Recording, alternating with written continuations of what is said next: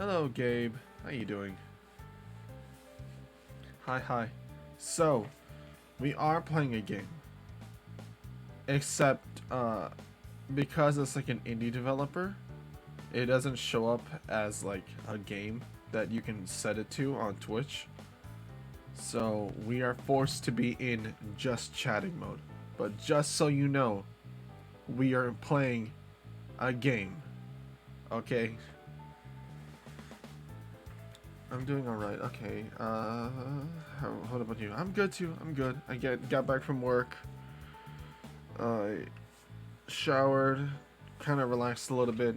I baked cookies today, and I ate like half of them, and I feel so horribly sick from it. I haven't had sugar or sweets in like a month, and having like cookies just like it just triggered something, and I ate the cookies like you would eat like chips. I just sat there and just like nom nom nom, and I ate it all on nom nom nom. Next one, just reached into the little bucket I had them in, nom nom nom. I'm like, oh, that was good. To wash it down with some like tea. Reached my hand in that little like Tupperware container, nom nom nom, nom nom nom, and I just ate.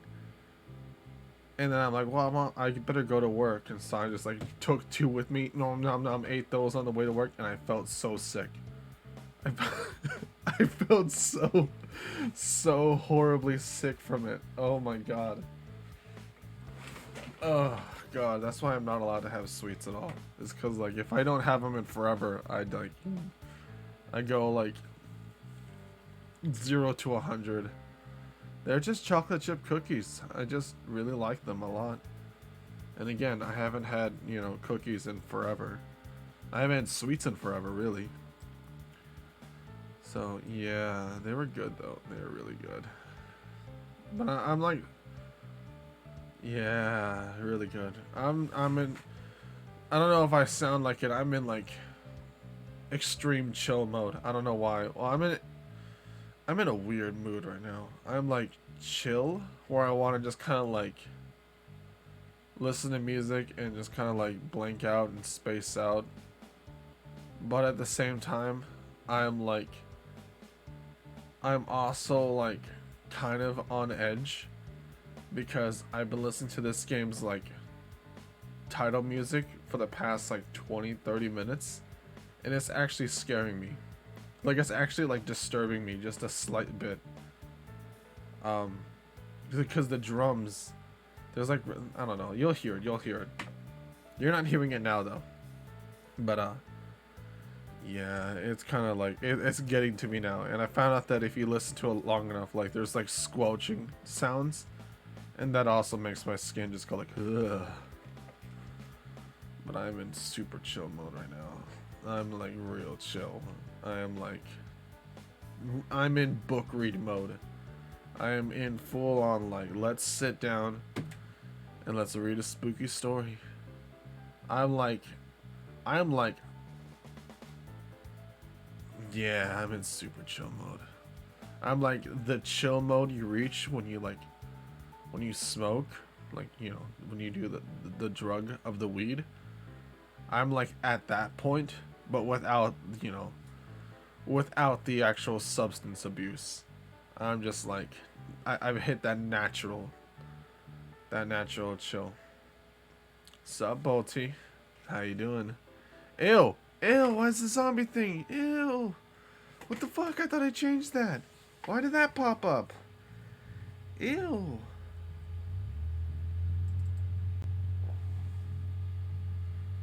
Ew! Why did it wasn't generic? It's usually not like that. What? That was weird. Where's mine? Bruh.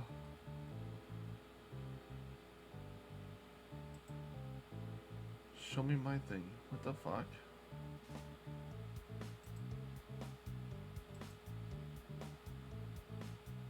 How does one check?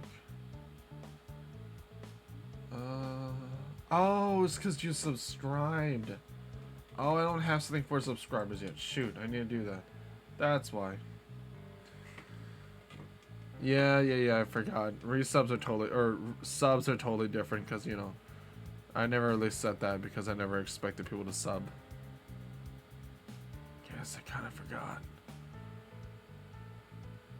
Dinner and streams tonight. You're streaming tonight? I didn't know you streamed today. It's Tuesday. You don't stream today, right? Or unless there's schedule change or something. I don't know. Don't know. Dinner and streams tonight. Oh, watching streams. Gotcha. My door is open.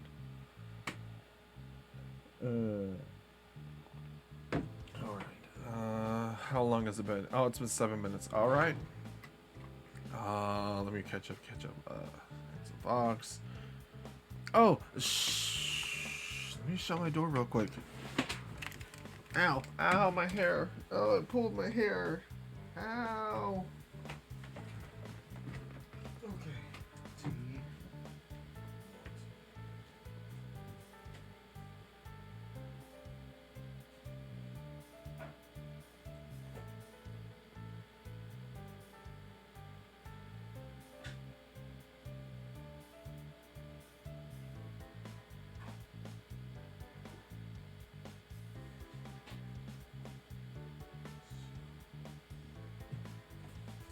Alright. Let's go. Okay. We are going to start reading now. Because it's been 7 minutes, 8 minutes. So let's not waste any more time. And let us get started then. Hopefully we can, you know, set it up.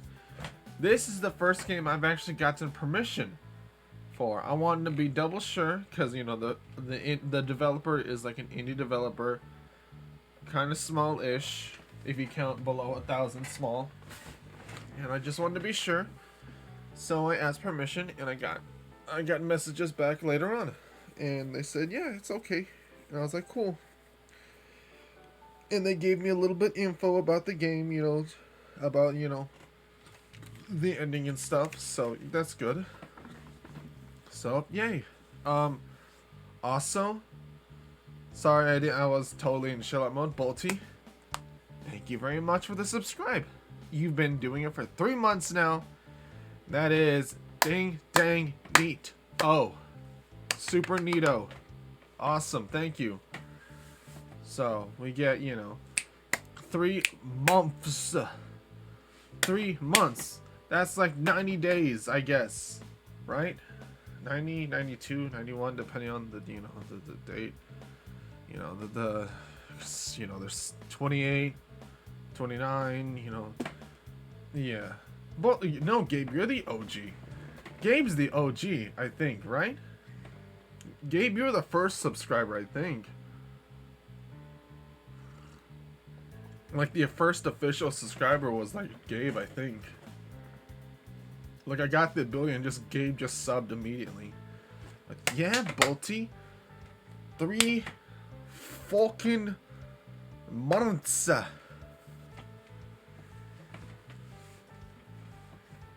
But yes,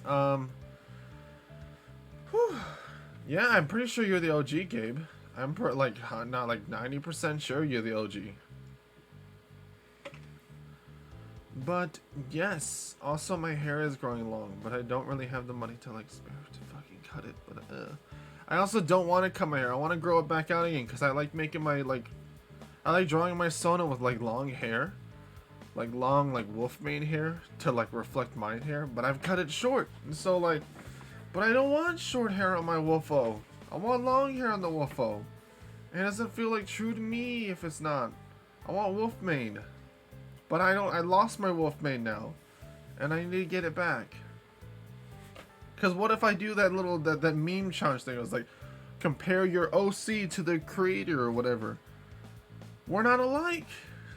It sucks. But yes. So let's turn off the music. Yeah, you were, Gabe. Alright, get ready. This is what I've been listening to for the past, like, 30 minutes, okay? Yep, Gabe, you are 100% the OG. Get ready. This is what I've been listening to for the past, like, 30 minutes, and it's kind of, I'm kind of already scared already. So let's turn that off. Boop. Nope, wrong one. Boop, boop. Wait, hold on. Boop. There we go. Hey, Rock Tomb, we're gonna read a story. You're gonna get a little book read to you. Oh, shoot. Hold on. I always forget something. I always fucking forget something. I ain't never a time where I don't forget anything. But how you doing? Boop boop. What up, Rock Tomb? How you doing? Are you ready to get spooked? You ready to get scared? You ready to be read a horror story? Oh, let me turn off the starting stream. That thing. Turn off. Alright. You're allowed to tell me when, if the sound's too loud. I'm gonna turn it up just a tiny little bit. If the music's too loud, don't tell me. And again, I have not played this, so I don't know anything that happens. So, God forbid. It's 10 a.m. sitting at school and waiting. Oh, good for you. Well, maybe later on, if you want to be like, oh, I want to read. I didn't get to finish the rest of that story that Cinder was playing, or that Strange was playing. I'm gonna go back and listen to it. You should. You should go back and listen to it. Because this is gonna be... We're gonna be reading some spooky stories today. I'm gonna be scared. Discord got an update. Nice. I guess. Cool. I gotta put my PNG thingy on.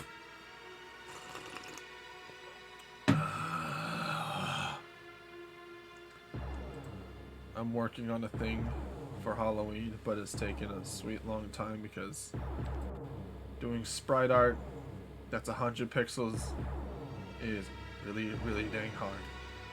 Wait, Lamau, horror? Yeah, horror. Did you not catch me earlier? We reading horror stories. Horror. Horror. Horror. Horror. Horror.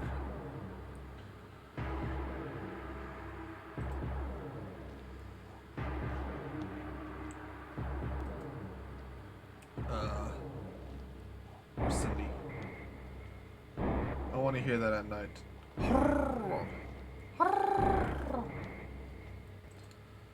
What's the what's the a good like?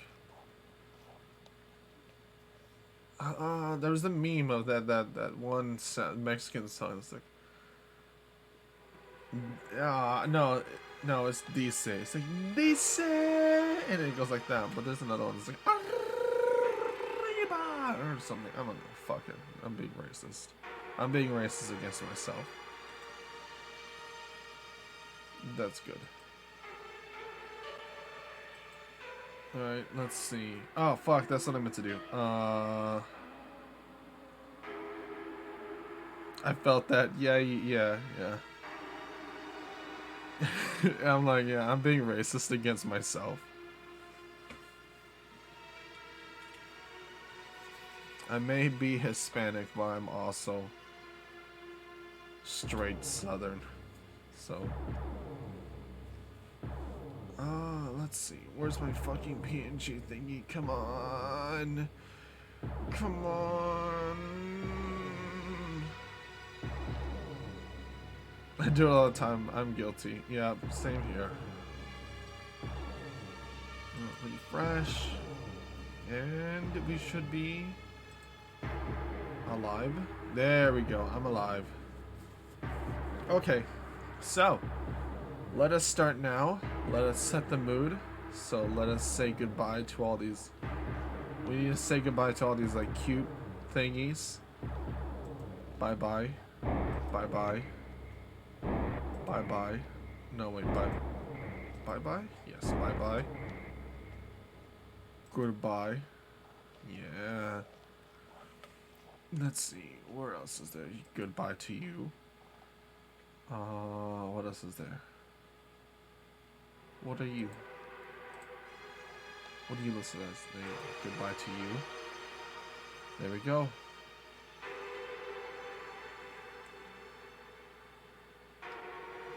The little knee is like is looking into my soul. The little one is just looking into my soul. All right, there we go. All we got is just an empty computer desktop besides myself. If I could, I wish I could like. Where's my overlay? Background overlay. Is there a way to like make this darker? Can I like manipulate it to be darker? Probably not.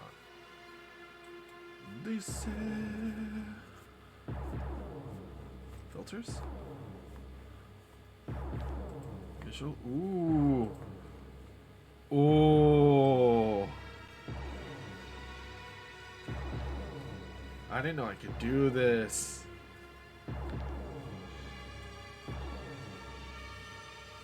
Hold on. Sepitone. Dramatic. Flashback. Not too bad. Inverted. Oh god, no. Oh god, no. Action movie. Hearth. Heat map. That's kind of spooky. Cell shade. That's kind of spooky. We'll go grayscale. We'll make this is kind of eerie. Oh, can I make myself grayscale too? Hold on, let's try. Filters, yeah. Let's make. Oh no, that's not me. I want to make myself. Probably not. Oh, yes I can. Whoop, here we go. What am I gonna be? Grayscale. Oh. Dramatic. Ooh. Oh, I'm blue. Look at me, I'm blue. Sippy tone. A. Flashback. Ooh, I'm spooky. Look, I'm spooky.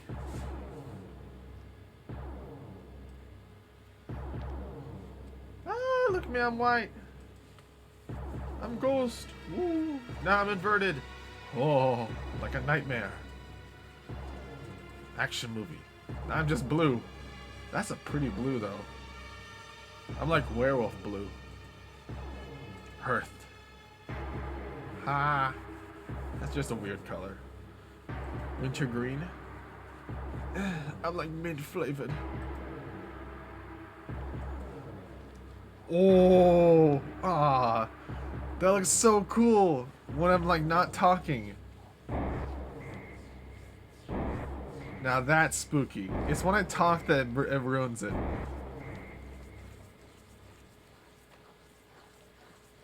That one looks so good, but it changed. Ah, it doesn't look good when I talk though.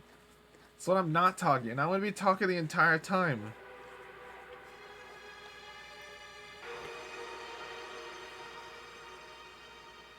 I do like it though. I do like it a lot. I do like it a lot. And then cell shade.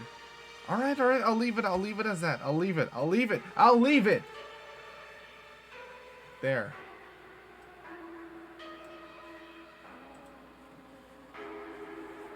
Right, we're good.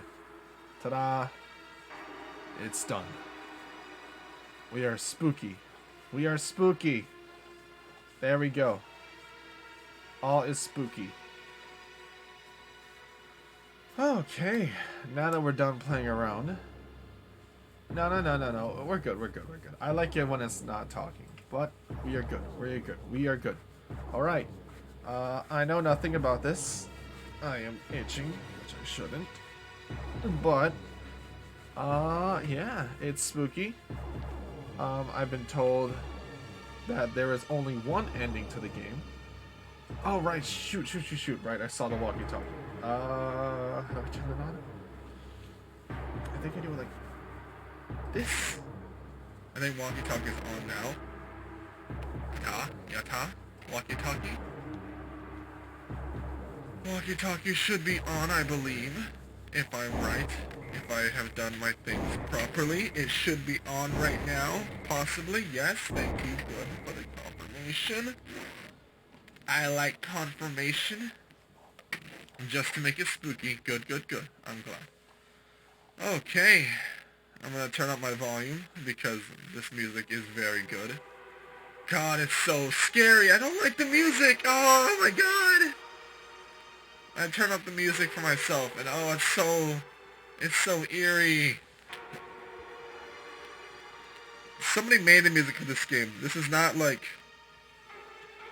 they got somebody to make this music. It's damn good.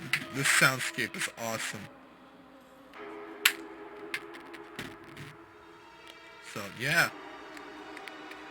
Okay, it's been 22 minutes already. We should start now. We really should actually start. Alright, I'm gonna move this aside.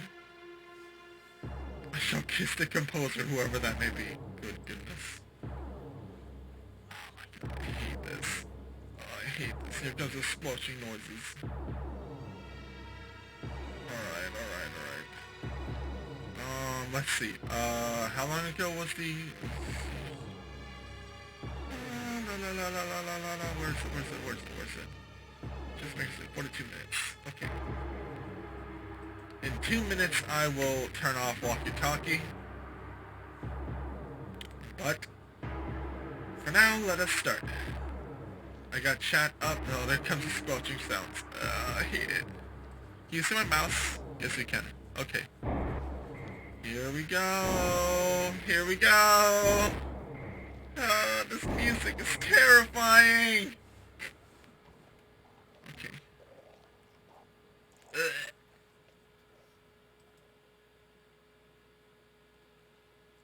This game contains graphic content that is not suitable for children and those that are easily disturbed. Player discretion is advised. You heard him. You heard it here. Player discretion is advised. If you can't handle the spooks, go. Leave. It's October. The mother matron loves you and considers your health incredibly important. Yes, I also think your health is incredibly important.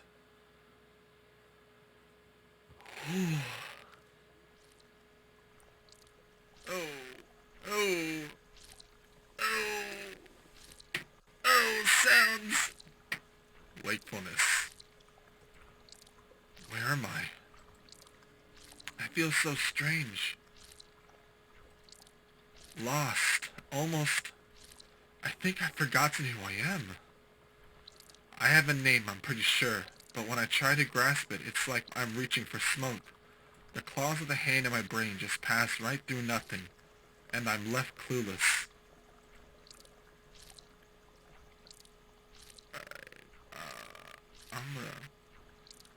I'm gonna put walkie-talkie mode away. Here we go. Alright, back to book mode. Yeah. What I do know.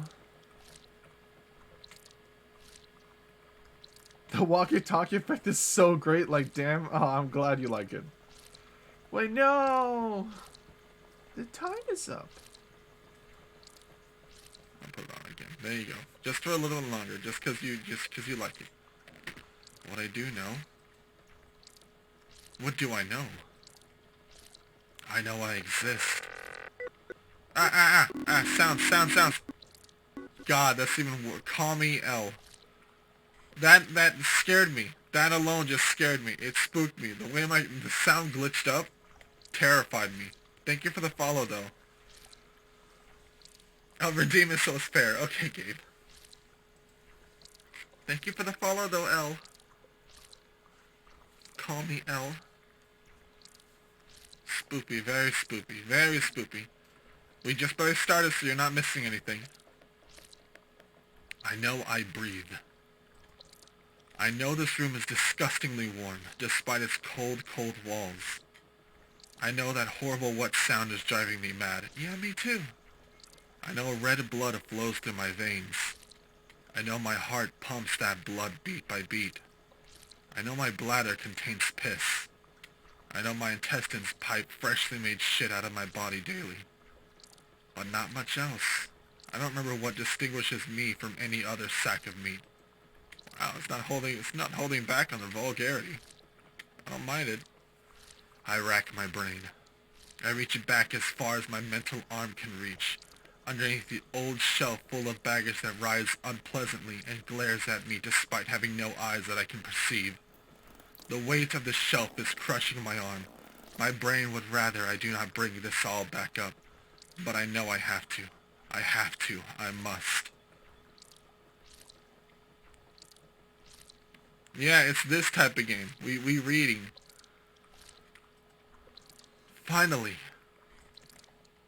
My mental arm clasps around something. A small, soft object that compresses underneath my fingers.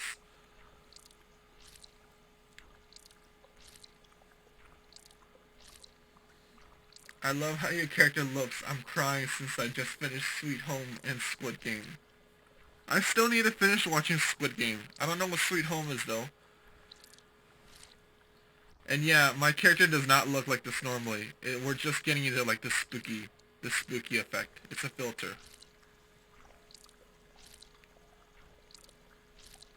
We're in spooky mode, so I got like a weird like filter on it. My eye burns. But yeah, sad feels around. Now we're playing horror game. I just finished reading Hyperion, so I'm kind of like, that made me sad too. I almost cried. Ah, Korean show with monsters, that's cool.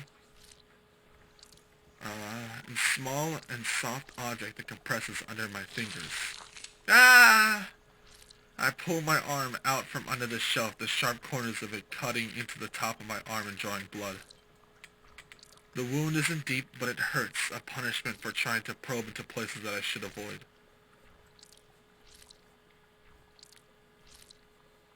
Oh, I look to the object. Hi, Mr. Bloodwolf! And in Sweet Home, there's a steroid monster I call the bitch-ass beefcake. Also, it doesn't help that it's really windy outside. It's raining for me right now. It's a memory, one that appears small and faint, but it starts a pathway. Yes, I'm starting to remember now. Lizzie, that's it. That's my name. My name is Lizzie. Nice to meet you. There's still gaps. I have to retrace my steps.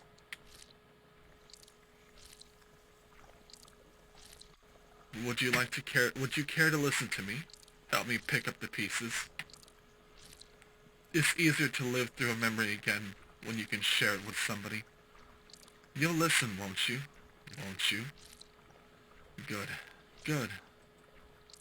I'll take it from the top.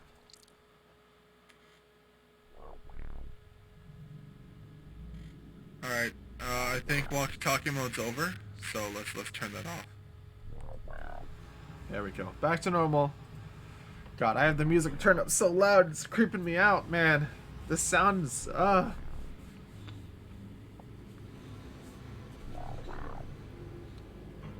Hydrate, thank you.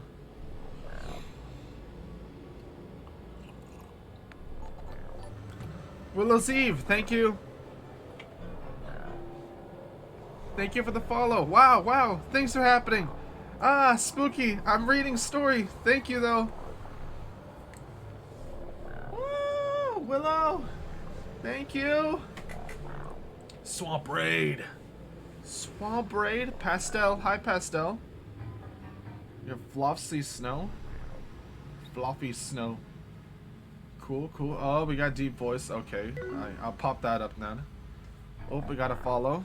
Floppy Snow. Welcome, Floppy Snow. Hello, Willow's Eve. How you doing? Hi. I'm doing good. I'm doing good. Pastel recommended me. Oh, thank you, Pastel. Double voice? Who put double voice? Wait, what? Oh no. We got. Oh no. Oh no, no, that's that's what you mean. Jimmy. Oops, hold on. There we go. Now I got it. Got it. Sorry. I forgot to turn off the normal light. There we go. Still getting things. I'm still working things out. But yeah, hi. Thank you for for recommending me, Pastel. It's very sweet of you. And hello, Willow's Eve. Hello, Fluffy Snow. Thank you for the follow. It's good to see you, Pastel. We are just barely starting a spooky visual novel. Oh, thank you for the follow. Best way to get back to streams. Oh boy. I'm just barely starting a spooky visual novel, and we've got like 10 minutes in. We got 10 minutes in, and I'm already disturbed by the sounds. Sounds spook me. I don't like them. They're dang good though. Dang good sounds. But hi. Okay. If you want to watch something spoopy, try to watch any kind of Romanian ad, especially one called Bombardio Norocos. I'll save that. I'll look it up later. Hold on, give me 1 second. I'll take a picture of that real quick. And I'll be sure to look at it later. There we go. Picture taken. Alright. Chat it up. I'm gonna read. Story time. My life was simple. At least in my own terms, I live in this place with my siblings. We call it the boarding. It's a walled-off village occupied by a bunch of kids. About 300, I'd guess. The wall around it is all there is to keep us safe from, well, something dangerous, we were told.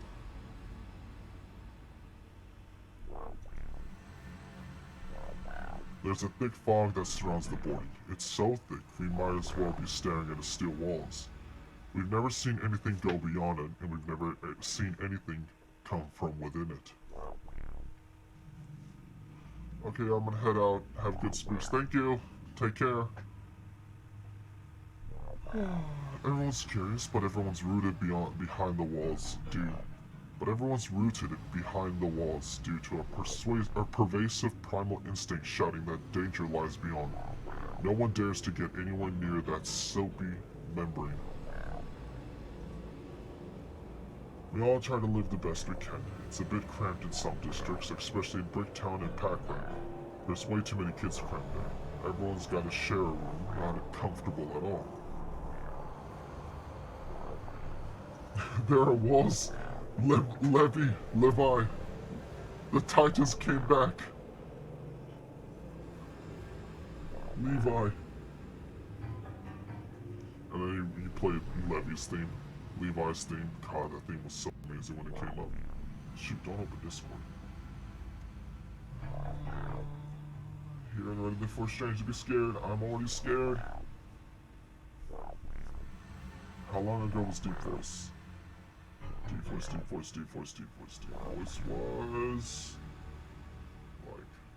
alright, Deep Voice is over. Here we go. Back to normal. I'm gonna lurk for a bit while I get ready for bed. Okay, hope you don't get nightmares. I wish you sleepy dreams and not spooky nightmares on this horrible nightmarish month. If you're not back, I hope you have a lovely stream. Aw, thank you. You have a good night. And I hope your dreams are quaint.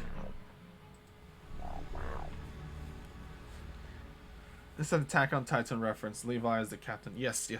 I know Attack on Titan. Now, if you want privacy and space, you'll have to sacrifice pleasant smells. If you're willing to give that up, you can live in the shipyard like I do. The shipyard is where all the sewage and other biological waste is disposed of. It smells absolutely terrible, to put it mildly. The name isn't exactly the shipyard, but you probably get the idea. I had a decent place, relatively speaking. The wall paint was flaked, and most of the windows were broken, but it only had mild water damage and no leaks in the roof. I was also very much loved. I've also very much loved having my own space to myself. The constant smell of feces and burning trash was worth it for the luxury.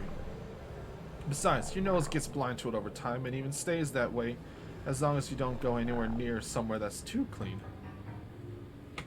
I worked as a seamstress over in Packrat. If you needed something stitched up or if you ran out of clothes, I was one of the ones you turned to. It was hard work and it often left my hands calloused and peppered with pinpricks. It barely earned me enough allowance to eat decent meals.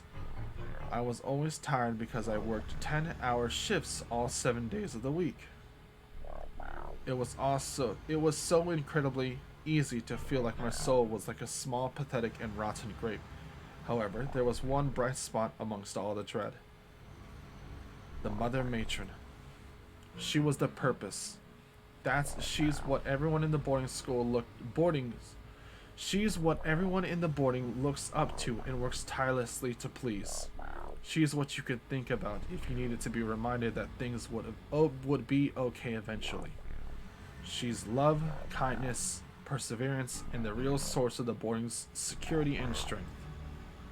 Mysterious, ephemeral, and someone so magical that no one had ever seen in person, but oh, what an honor it would be to gaze upon her form with our eyes. At least, that's what I believed. I know better now. I wish I didn't, but I do.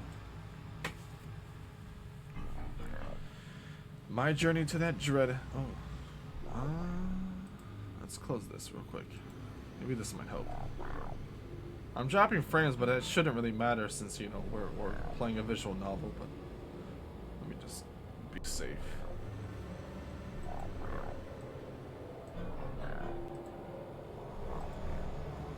Set to performance mode. There we go. Okay. My journey to that dread knowledge began after an exceedingly tiresome week. I came home like normal, exhausted, out of my mind, and ready to just chug a Nutria shake and pass out. I walked through the door in my house and my eyes glazing around as usual until they landed upon my desk. Resting on top of it was a paper envelope with a red wax seal, emblazoned with the matron's symbol. Letters from the mother matron weren't that unusual, but that seal meant business. My heart sank to the bottom of a deep, dark canyon inside me, and bile began to bubble and churn violently in my stomach. I reached to pick up the envelope, hoping that it was an illusion, a trick of the light. It wasn't. It was real. As real as it can be. The letters with the red wax seal were a common rumor amongst the kids in the boarding. Legend was that it was the absolute most horrible piece of paper you could ever hold in your possession. I undid the seal and removed the letter inside. I unfolded it. My eyes darted back and forth scanning the page. It read as follows.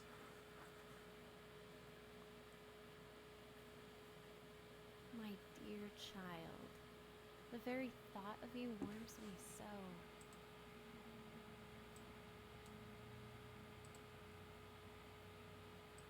Seeing you and your siblings grow through the years is always my special delight. I give so much of myself every day to ensure you all remain safe and secure inside these walls. Despite my best efforts, however, I cannot do it all myself.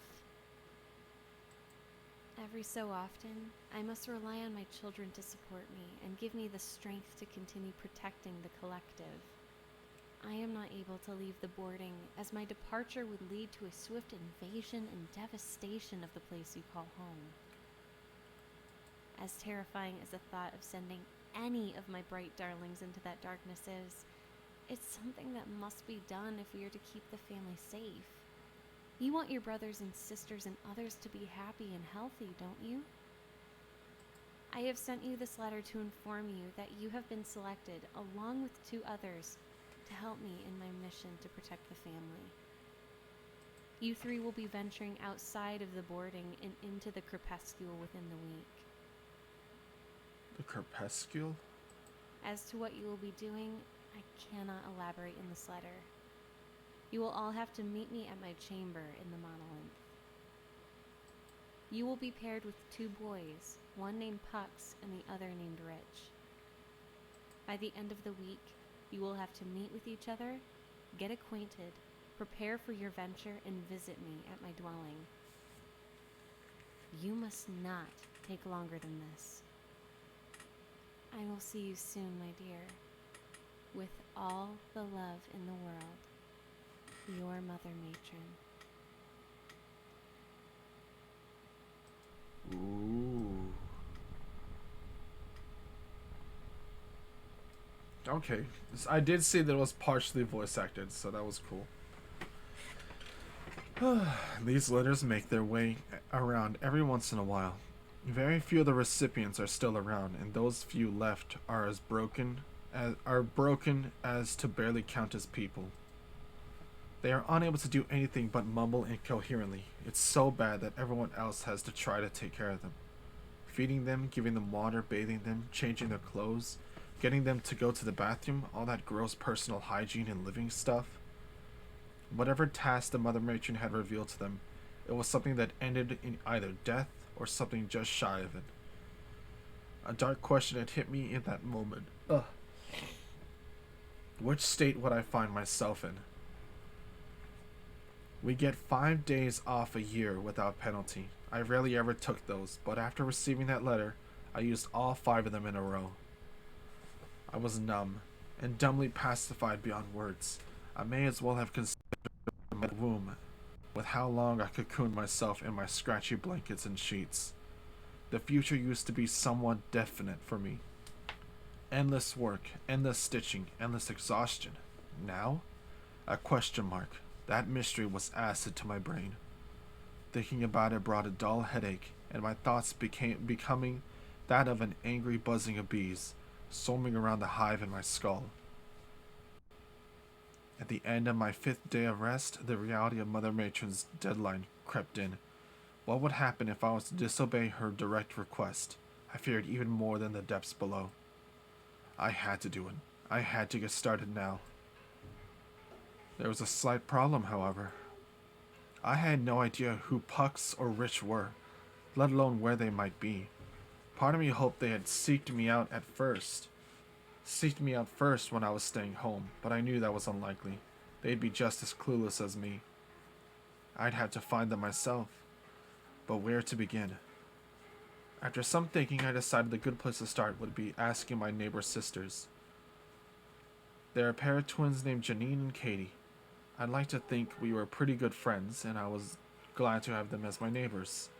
I approached their front stoop. Katie was reading something with a flashy pink cover, while her sister painted her nails with jet black nail polish. Hey, Janine. Oh, okay. Hey, Lizzie. Hey, Lizzie. So, I had something to ask you guys. Does it involve that letter you got? Oh, you found out about that already? Sorry for being nosy, but we both saw one of the posters come by. That usually only means No doubt my extended hibernation indoors also tipped them off. Ooh, really sucks to be you. Janine! It's true, though. I hope you don't die. Do I need to turn it up a little bit more? I don't know if you can hear the voice acting well or not. I'll turn it up like a little.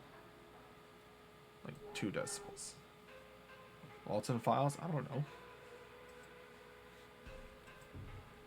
Thanks, I guess. I'm looking for someone.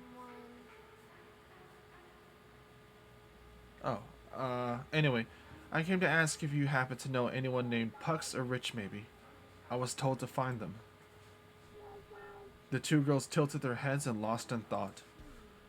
I don't think I know anyone like that. I'm sorry. Me neither. I might know someone who does, though. Really? Any lead is better than anything at this point. Katie looked to her sister, puzzled at who she could be talking about. You know who. That girl whose name starts with an M that talks to everyone. Katie's eyes light up. Oh, meeting Marissa. Meaty Marissa. That's an odd name. You'll understand when you meet her. Oh boy. Where can I find her then? At the market. We're on the west side. Near the edge. Just look for someone selling strange stuff. You'll Okay. Thank you guys for your help. No problem. No problem. The atmosphere was chaotic as people rushed in and out to buy food and other supplies with their allowance. I felt my senses bombarded by the endless chatter and the myriad of smells, many of which were quite unpleasant, and I lived near a sewer. Though, through the crowd, I slinked to what I hoped was the west side of the market. I tried to keep my eyes above the crowd to find that mysterious Meaty Marissa character. I started to wonder how I'd lived in the boarding for so long and yet never managed to see this strange meat girl. And I was about to give up. I finally spotted her and realized how I was able to miss her for so long. The stand was not only really small, it also sat tucked in a dark little corner of the market that was overshadowed by two bigger stands. At the stand there stood a somewhat short girl with dark hair in a net while wearing messy overalls. Compared to the other meat vendors who sold recognizable cuts of chickens, rats, or frogs, Meaty Marissa had a table full of odd, unrecognizable meat cut into bizarre alien shapes. The sight of those weird morsels made me want to run away, but before I could do so, the girl shouted at me. Welcome! Got the finest cuts of meat in this particular tiny portion of the market. How incredibly specific. My stomach churns in protest as I approach the stand. Hi, my name is Lizzie. Are you Meaty Marissa? She nodded vigorously at me. Give me 1 second. Marissa, and I sell the most unique meat in the market. Okay. Just had to get up real quick. Reach behind me. I'm Marissa. I sell the most unique meat in the market. I can see that. I've never seen meat look quite like this before. That's because there's nothing else like it. What kind is it? It's whatever sounds tastiest to you. Again, I wouldn't trust anyone who says sells unique. I wouldn't trust anyone who says they sell unique meat. Yeah, I don't think so either. Yeah, no. Yeah, big no. Against my better judgment, I looked closer at the strange meat. I experienced the most confusing sensation at that moment. Simultaneous revulsion and hunger.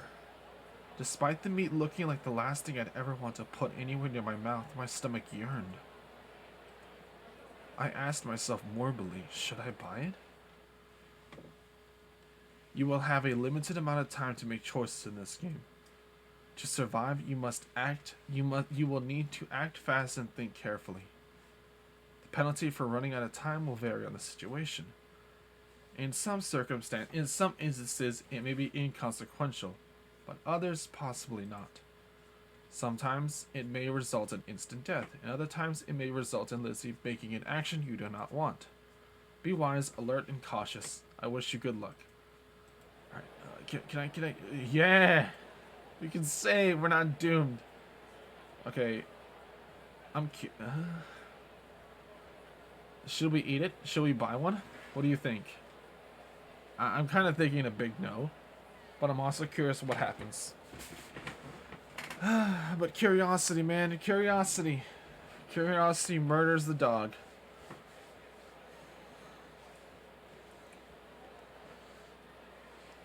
I mean, why else would she be selling it? I mean, it must be good, right? I mean, she's selling it, so I mean, it's edible to some degree. She wouldn't be selling it if it wasn't edible. I'm thinking I might buy it. I'm thinking we might taste some tasty meat.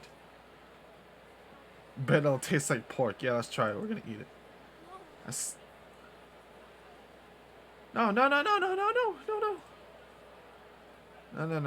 We're getting a choice. Seriously, no. Absolutely not. Yes. I knew that it was probably a mistake, but Sure, how much? Wow. Really? I mean, 30 drach. Oh, that's not totally terrible. 30 drugs for something like that looks like the most poisonous thing imaginable. Yet, I still bought it, and I had already got myself in that deep, I suppose.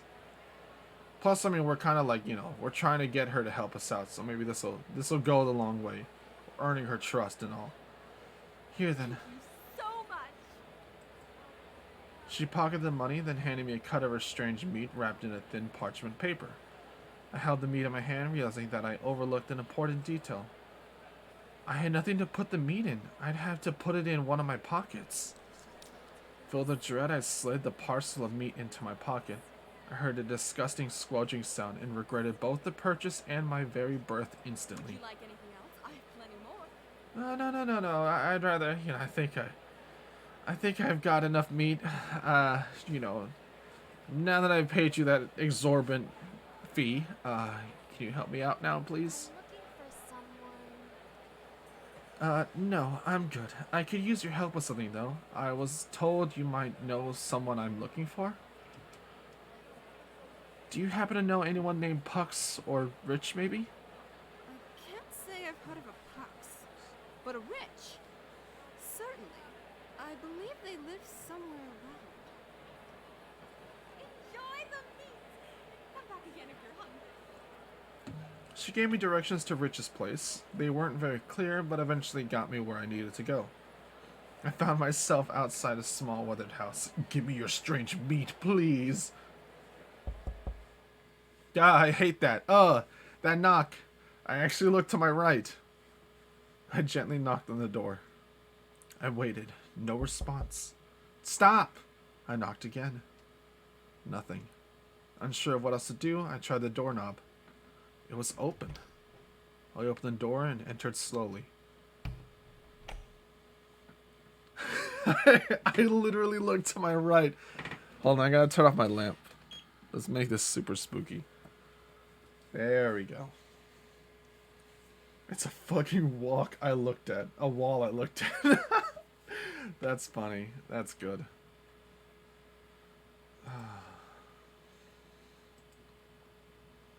Can I full screen this game? Oh no, if I full screen I can't read the chat. Okay, never mind. Hello? Is anyone here? Yeah, I'm here. Oh, hi. I shrieked and stumbled backwards. Where the hell? I mean, where the heck did you come from? Sorry, I was sleeping. Bitch scared me. You smell funny. You smell kind of funny. What is that smell? I considered telling him about the meat I bought, but then I realized I have to actually try and justify why I bought gross, strange meat, and further justify carrying it around in my pockets. That's not important. Where were you sleeping at? You popped up out of nowhere. Oh, over there. He gestured at a small, cramped-looking hole in the northern wall. Is there a bed in there or something? No. Okay.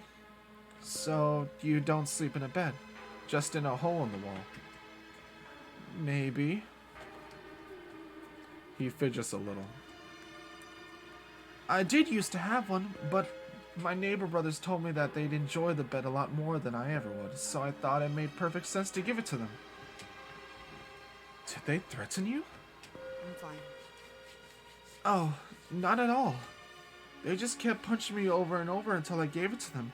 That was one of the first times they actually didn't threaten me. This poor kid.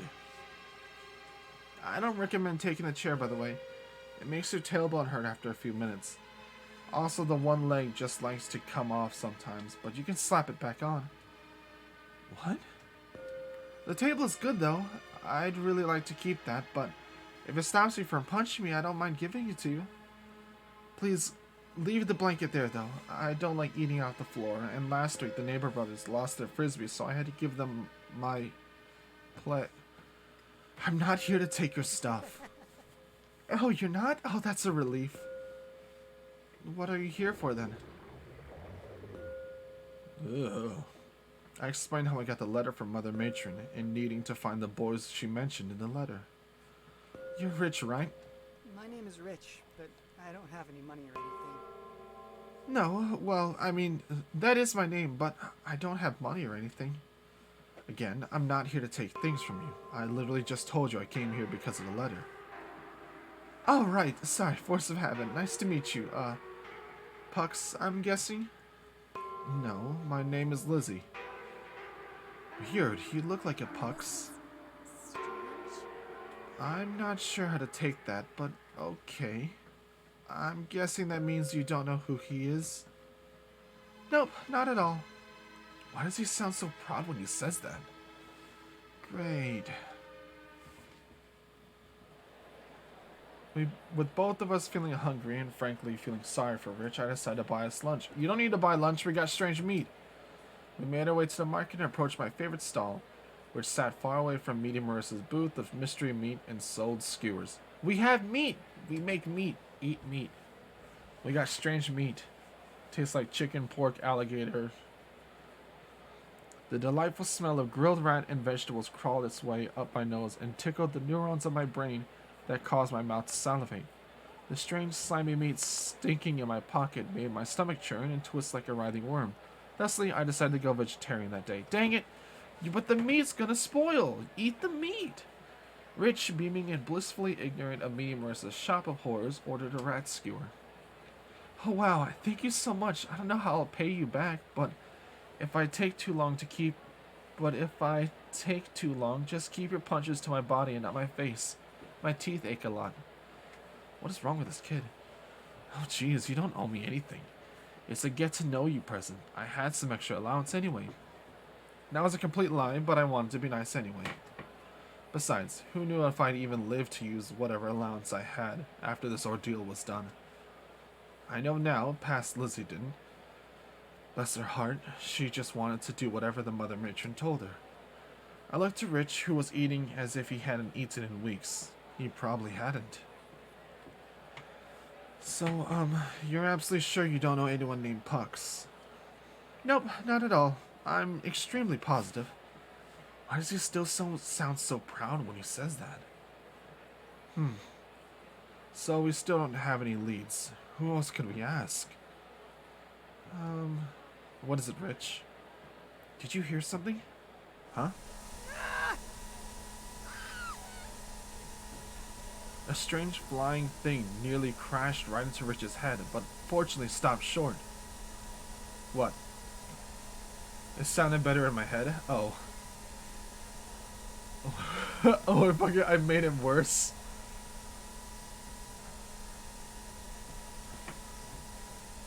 Put that strange meat in my mouth. Oh, I need to read that. Looking closer at it, it seems like it's made of metal and plastic. What the heck is that thing? Oh look, it's a birdie. Rich, that's not a bird. But it flies, therefore it's a bird. So everything that flies is a bird. What about bugs? Some of them fly. They're just small weird birds. I suddenly had a headache. The little flying machine then made a weird chirping noise and rotated slowly back and forth. It almost looked as if it was beckoning us, albeit crudely. Look, the birdie wants to show us something. Rich, this isn't a bird. Wait for me, birdie. God damn it. Just like that, the machine and Rich take off. Hey, wait for me.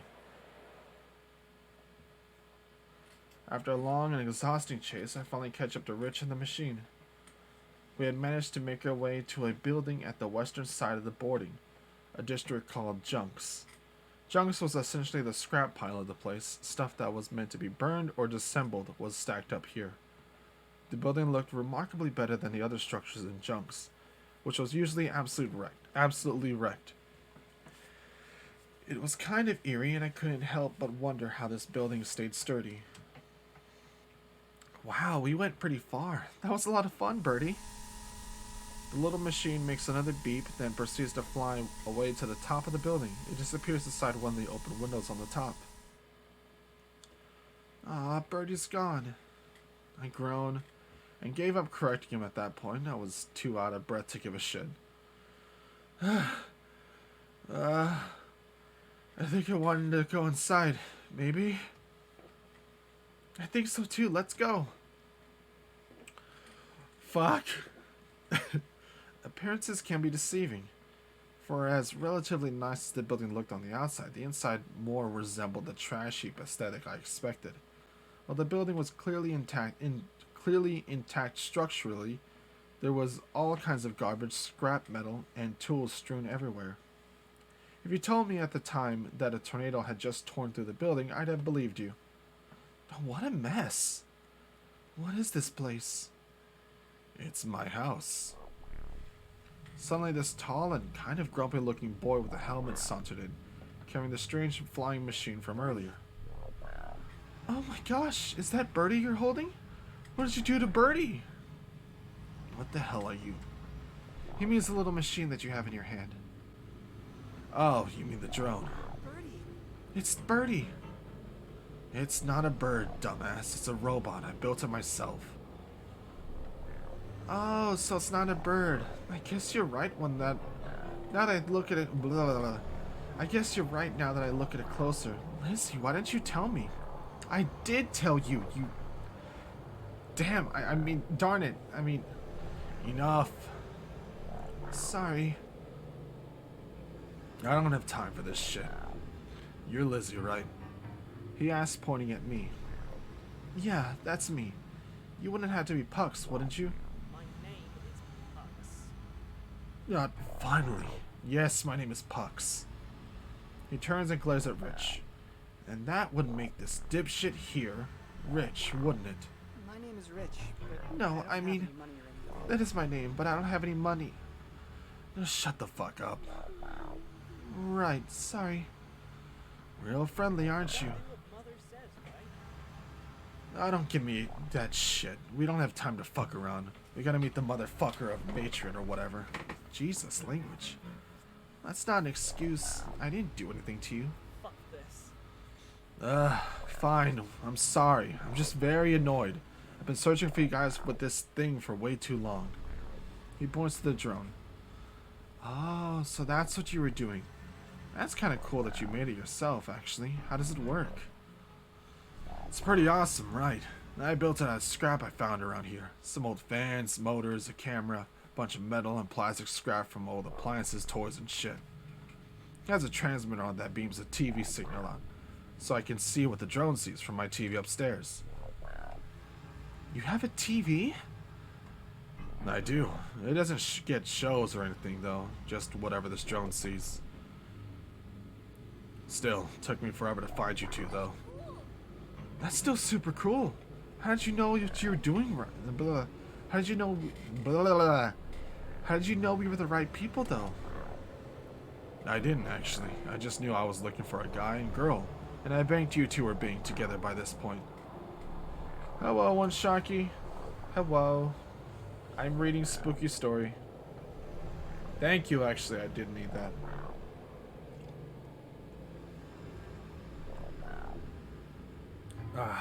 Okay. You are kind of glitchy. I know I am. I'm spooky. It's part of this spooky aesthetic. We are reading horror. Scary story.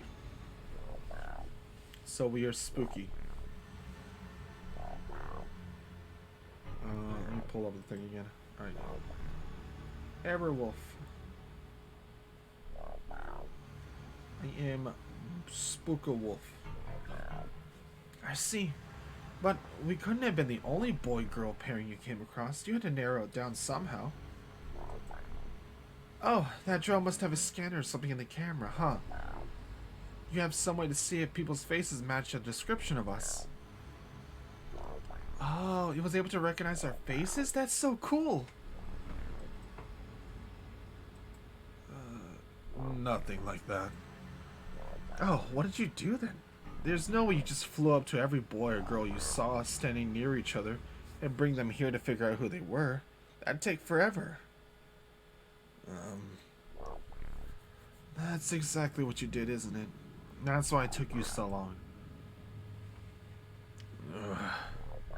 He gritted his teeth so hard I was worried that they were going to shatter right in his mouth in a mess of toothy shrapnel. I thought about asking him why he had to use a drone to do that instead of just walking around asking people in person like I did.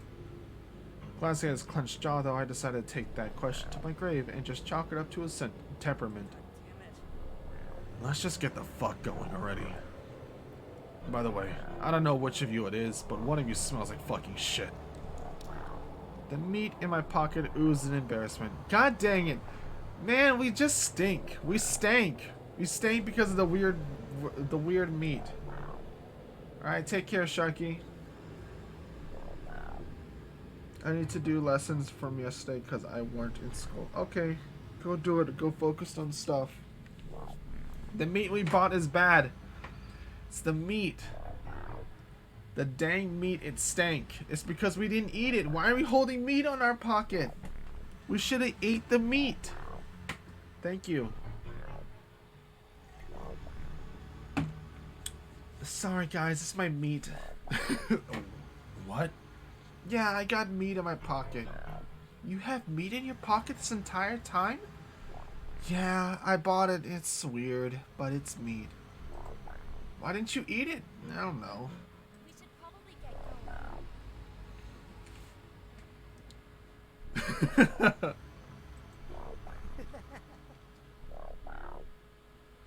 Yeah, we should. I don't know how you make a snark and puff sound. Together we make our way to Mother Matron's monolith. Oh my god. You have meat in your pocket? Yeah, I do. But you're a girl. And? Your question? The monolith sat tall, looming over us as if it were a pitiable little... Read. Look at words. Stop making things up. The monolith sat tall, looming over us as if we were pitiable little slugs ready to be squished under its boot. Why it gives them more of us? I don't know. It's grayscale. The sky always looked different here. Looked wrong somehow.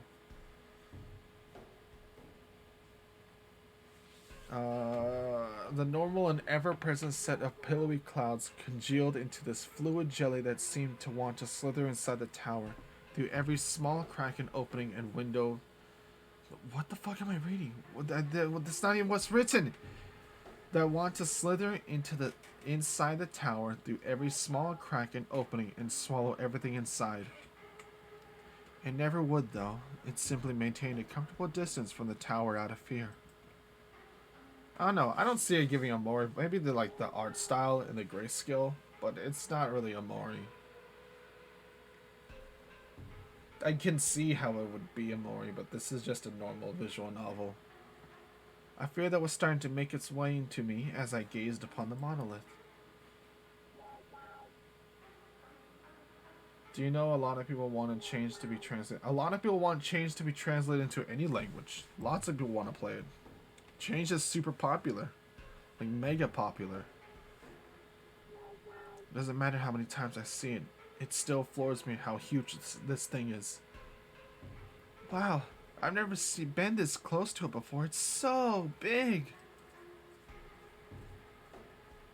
It probably wants to be... Well, I mean, I wouldn't say it's mostly Polish. It probably is just... Because we got English. Probably Polish people want it, and so that's why a lot of people, a lot of it is Polish. A lot of Polish people want to read changed in Polish. That's really all it is. I wouldn't say most of it is in Polish, probably because all the other languages got their translations too. So all that's left is Polish. Poland. Yeah, it's big, alright. Big enough to house the biggest pile of shit I can think of. Huh? What? Puck stormed past us and went inside, hands in his pocket. Yeah, you don't need Polish, but people from Poland need Polish. It was absolutely unheard of to hear anyone talk about Mother Matron that way. Looking back now, I know exactly why he felt that way. He went through a lot. The kind of things that stay in reality for the rest of your life.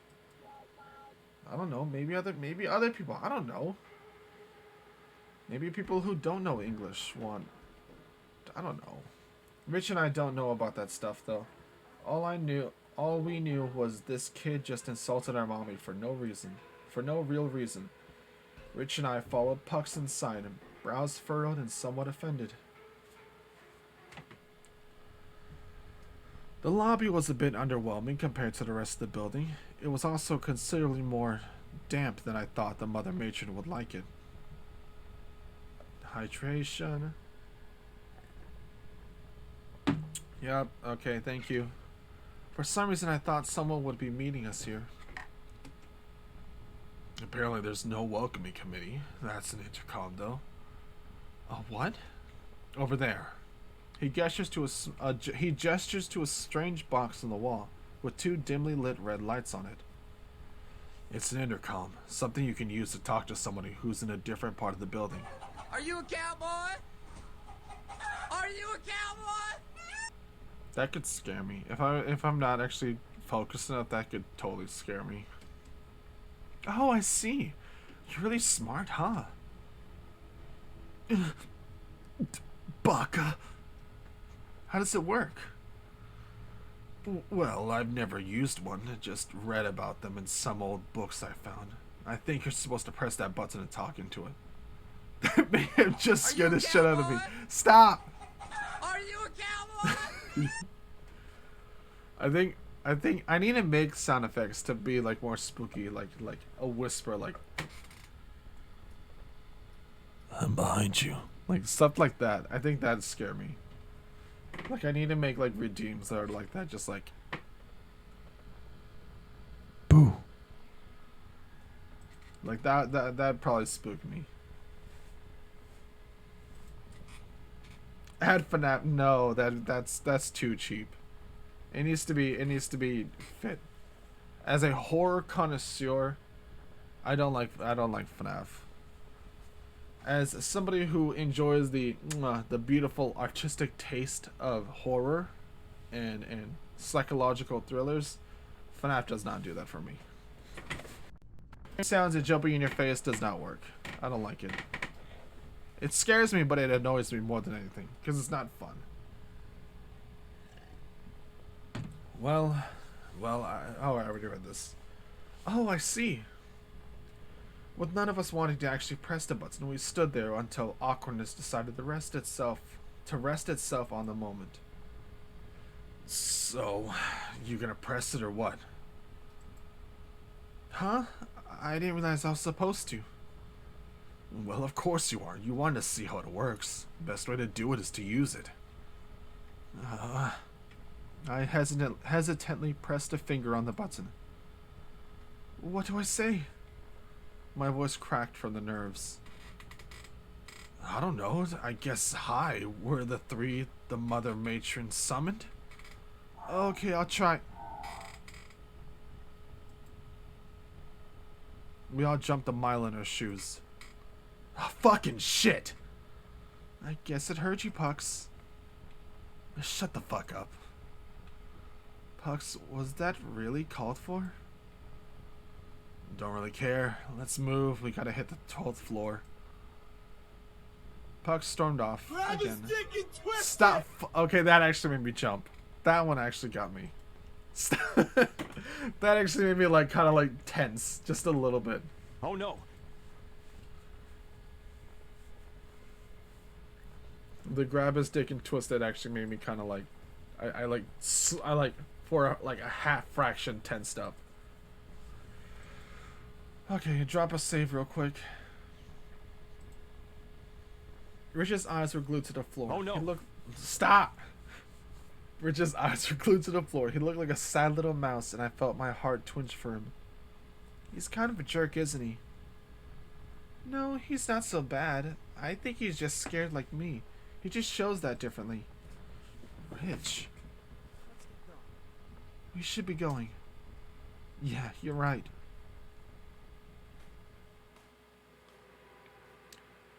After an exhausting climb up Quacky? That's probably a typo. We find ourselves on the 12th floor. Up quacky stairs. Meh, meh, meh, meh, meh, meh, meh. These steps are really quacky. Meh, meh, meh. Meh. I know, right? Meh. Hold on. This one sounds different. Really? Let me hear. Oh. That's a goose. That's not a quack. That's not a duck. It's a goose step. I'm stupid. I'm sorry. The landing. Hold on. These quacky steps, and there's a goose step in here. Meep, meep, meep, meep. Meep, meep, meep, meep. You're not stupid. I'm sorry. It's just dumb. We're trying to be creepy in a horror, and I make up stupid jokes.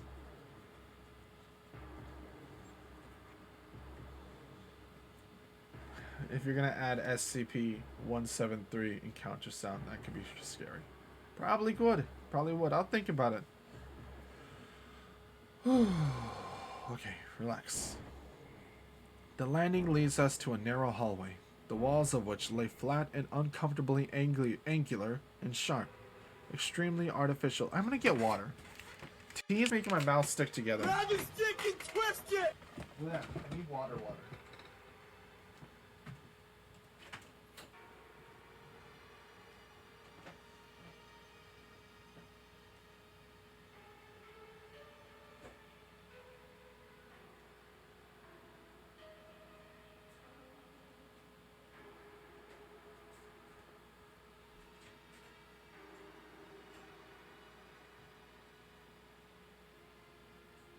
Grab the stick and twist it!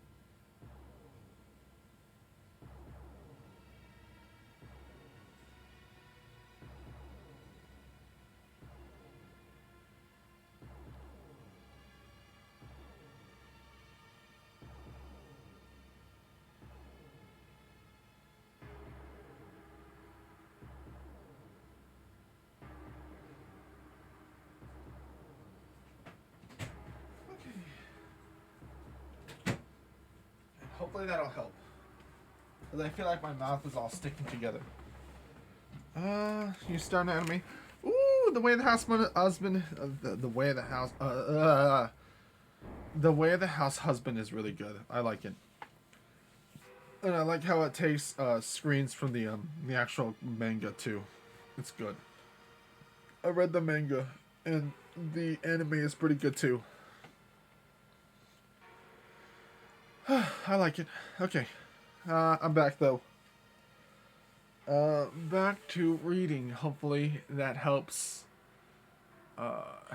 me to read better, maybe. Yeah, I certainly do. Let's see.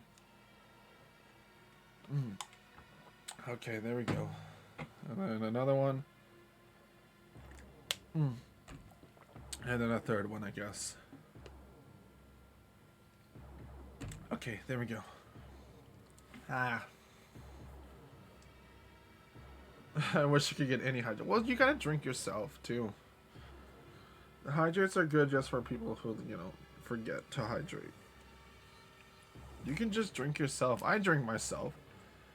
I do, silent hydrates. I drink water.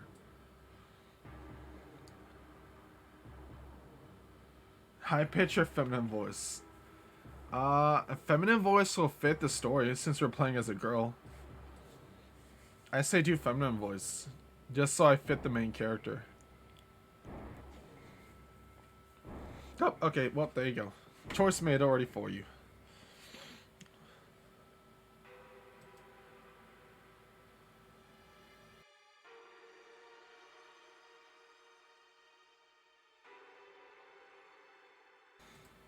You'll find out. Here, I'll give you a little test. Here's what feminine voice sounds like. Hi, hello.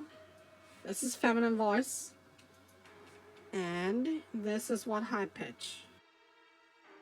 High pitch is just goofy. High pitch is just goofy, like the stereotypical, oh my gosh, pop, pop, pop, pop, pop, like weird sounds. But feminine voice actually kind of does sound proper. It felt as if the hallway was made out of sharp knives resting against each other, waiting for the right moment to slice us to ribbons. High pitch it is. The hall terminates in an aged doorway that made of wood fogged glass. Behind it, theoretically, was the dear mother matron, waiting to greet us and embrace her dear children.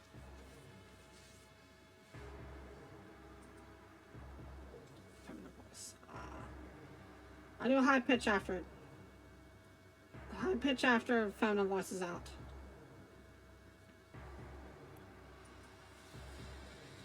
I'd finally get to meet the paragon of kindness that I knew as the caretaker of every girl and boy I knew. And yet, every synapse of my body was afire, screaming at me to turn and run. I kept my feet firm, but were my skin sentient, it would have ripped itself off my flesh and jumped out the closest window it could find. I guess this is it. That's weird. Are you sure? This place is so... I don't know. Something about it bothers me. I'm as positive as I can be.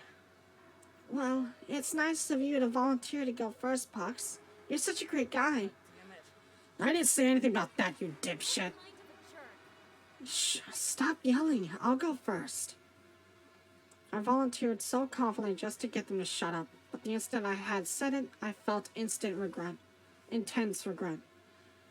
I was totally gonna do it anyway, but fine if you insist. Thanks, Lizzie. I stepped closer.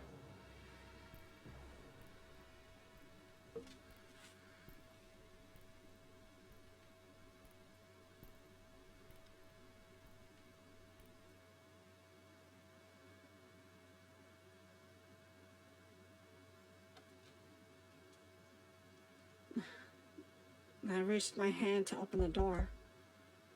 I knocked. Hello? Right here, Mother Matron.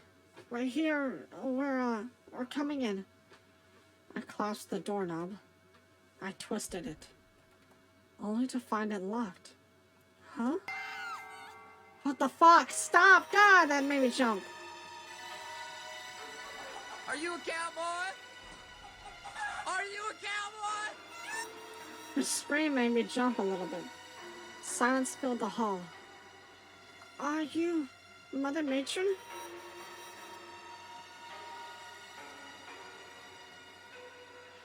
Hello? Anyone there? Sounds fill the hall yet again. Then a crackling static buzz leaks in from the ceiling above us. I looked up to see a speaker above us. A warm and tender voice laced with static drips through the perforated disc in the ceiling. Darlings, your mother Matron is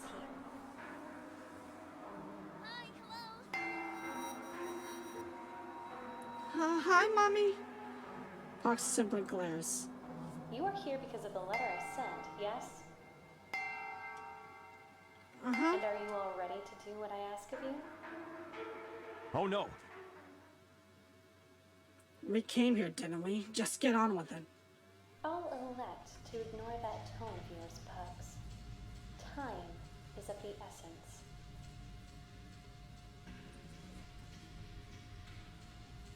Alright, high pitch now.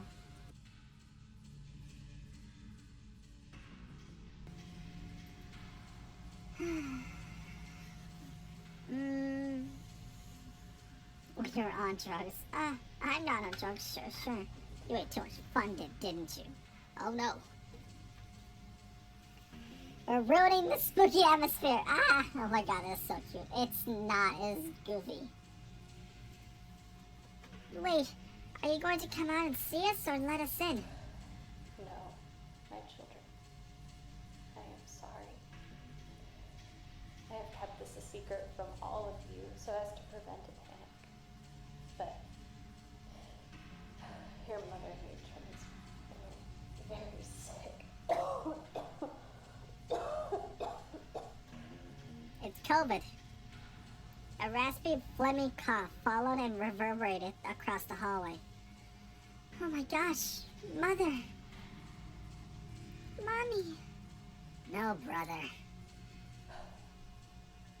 I do not wish to explain the specifics, but I am unable to leave this room. My illness is quite infectious. It is agonizing and dreadful, and I refuse to put my children through this hell just to sate my selfish desire to embrace you and love you with my arms. There you go, you got your moan.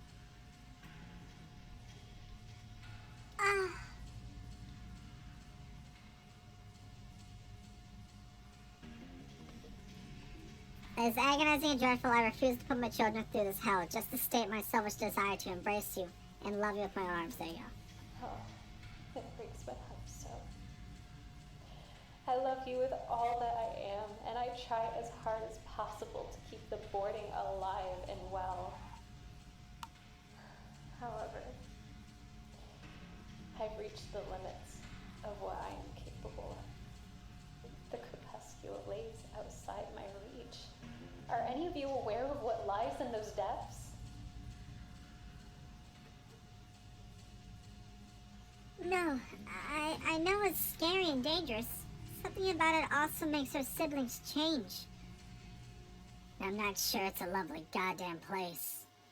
Then I will tell you of its true nature. I'm a lesbian, thank you very much, so no horny.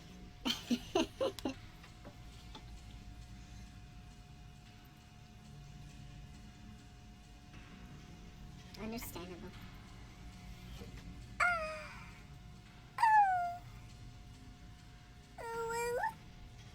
It is a spider's web of tunnels that lie beneath the boarding. You've all probably heard that part. What you likely have not heard is the fact that it is the primary source for our vital resources. Our power and water is provided by machinery installed down there.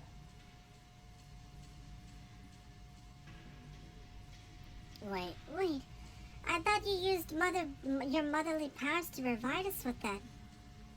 It was obvious. It was a lie, obviously. Unfortunately, Pux is correct. I never wanted any of you to feel as if your lives could be in jeopardy, so I decided to teach you all that it was forever plentiful. Yeah, I know Luna from Hell of a Boss. To be honest, I did not even intend for you all to know of the crepuscule. You have some nosy siblings. The best I could do once the secret was out was to simply obfuscate its purpose. To make matters worse, something terrible appeared down there that forced my hand and forced me to rely on my children. There are beasts down there. Terrible things that I wish none had to encounter. But they are quite clever. They've discovered that if they attack our utilities, they can all but force us to send our own down there to get eaten alive.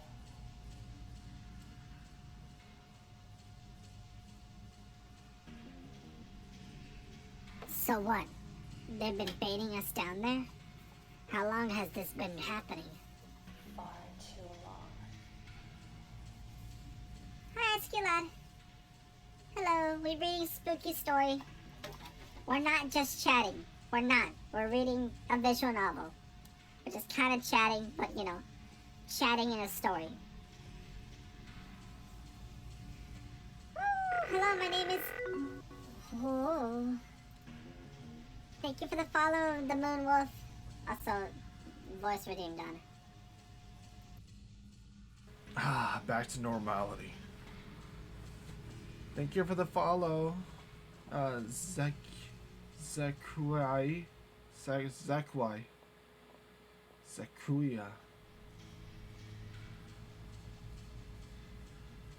Hello, my name is Zakuya like Shakira. Oh. Also, I ran out of characters for my username. Keep up with the amazing content. Also, you're an adorable floof. I am a husky werewolf vampire mix who lives on the moon. My full sona's name is Queen Zakira the Moon Wolf. You're getting booped by the Queen Zakira the Moon Wolf. Also, it's Zakira. Oh, I got it right! Hey, I got it right on my first try. I'm reading the post. God dang it. God dang it.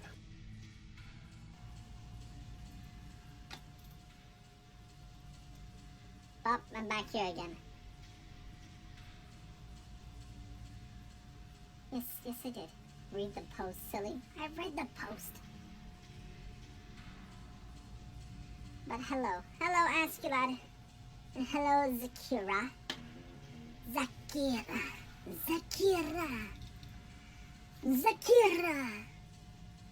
Zakira la Shakira. Muy caliente. Se magnifique.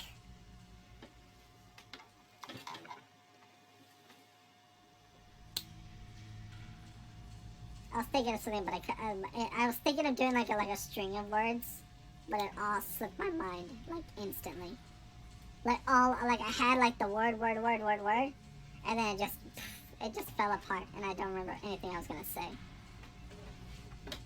Talk dirty to me.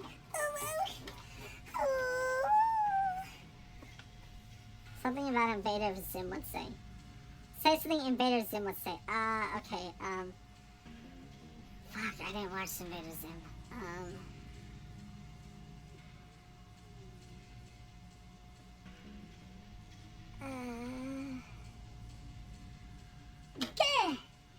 No, what would he say? What would he say? Like, activate the seismotron. And then girl would be like, okay, and then Zim would be like, something, I don't know. I've only watched like one episode of it recently. I didn't watch Invader Zim growing up. Activate the something.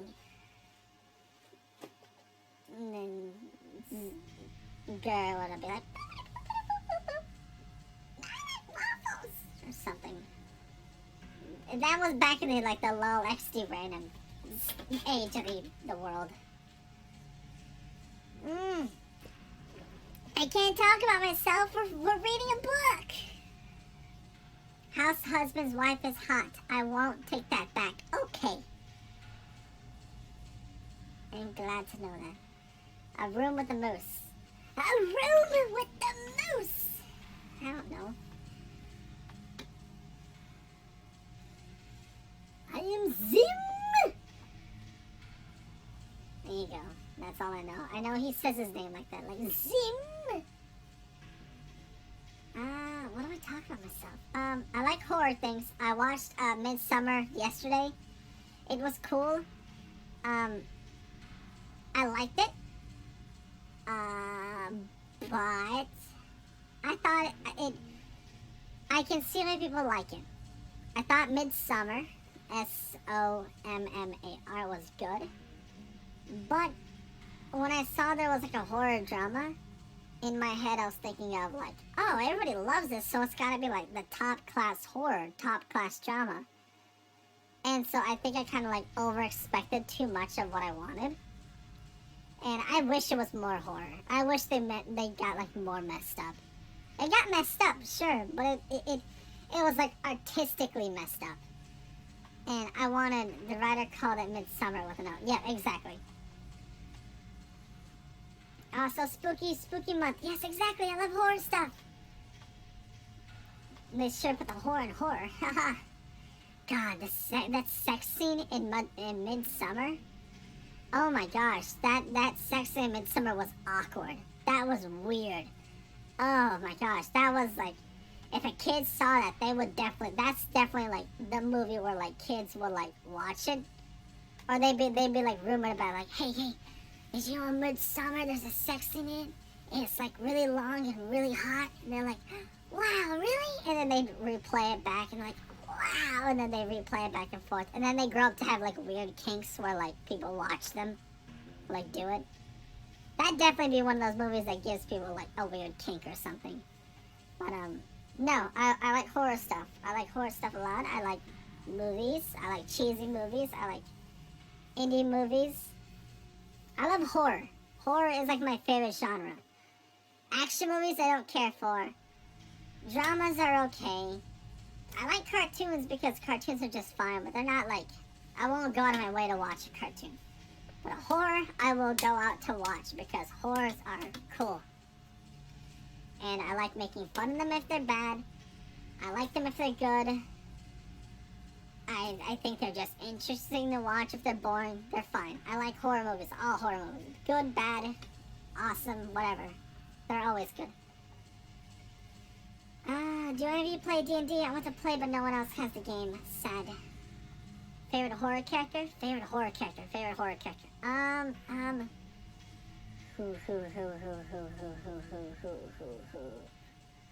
Who is my favorite horror character? Let's see. I'm trying to like rack my brain.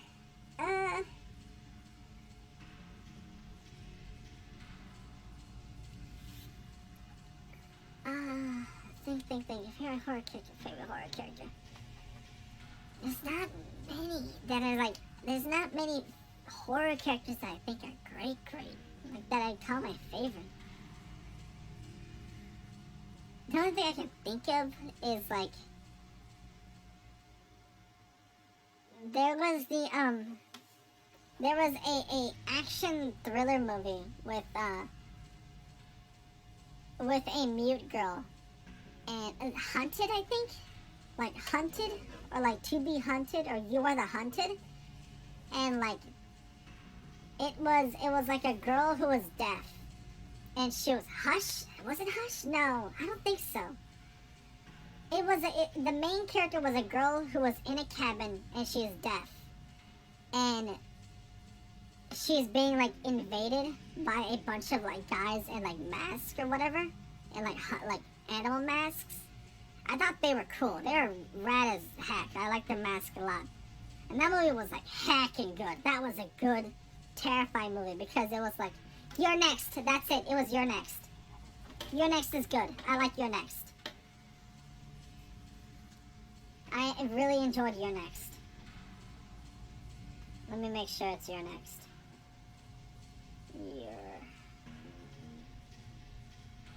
You're Next? Is it You're Next? No, is it You're Next? It says it's from 2000. Yes, it is. It is You're Next. Yeah.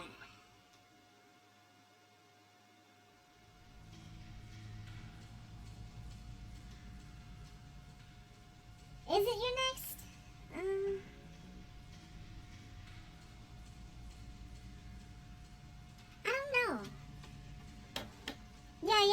No. I don't. Maybe I'm mixing two of them up. I did like Your Next though. What was that? Was it Hush? Your Next was good though. I like Your Next. Was it Hush? Let me look at Hush. Hush. The film.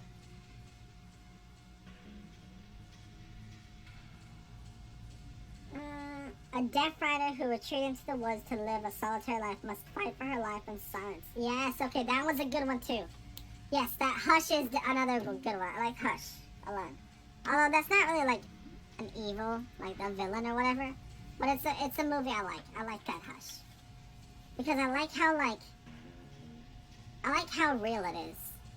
Because like, home invasion movies are like fucking terrifying. Because it's, the home, like, realistic horror movies terrify the living, those are the ones that affect me afterwards. Like, I know other people are like, oh, I can't, every time I watch a movie, I get nightmares and stuff. No, that doesn't happen to me. Because half of that stuff won't happen. But if it's a home invasion movie, that will make me paranoid for like a week. That makes me lock on my doors, double check on my windows, stuff like that. Those things scare me. I love them. They're great. Yes, Hush and Your Next are both good. I like them both.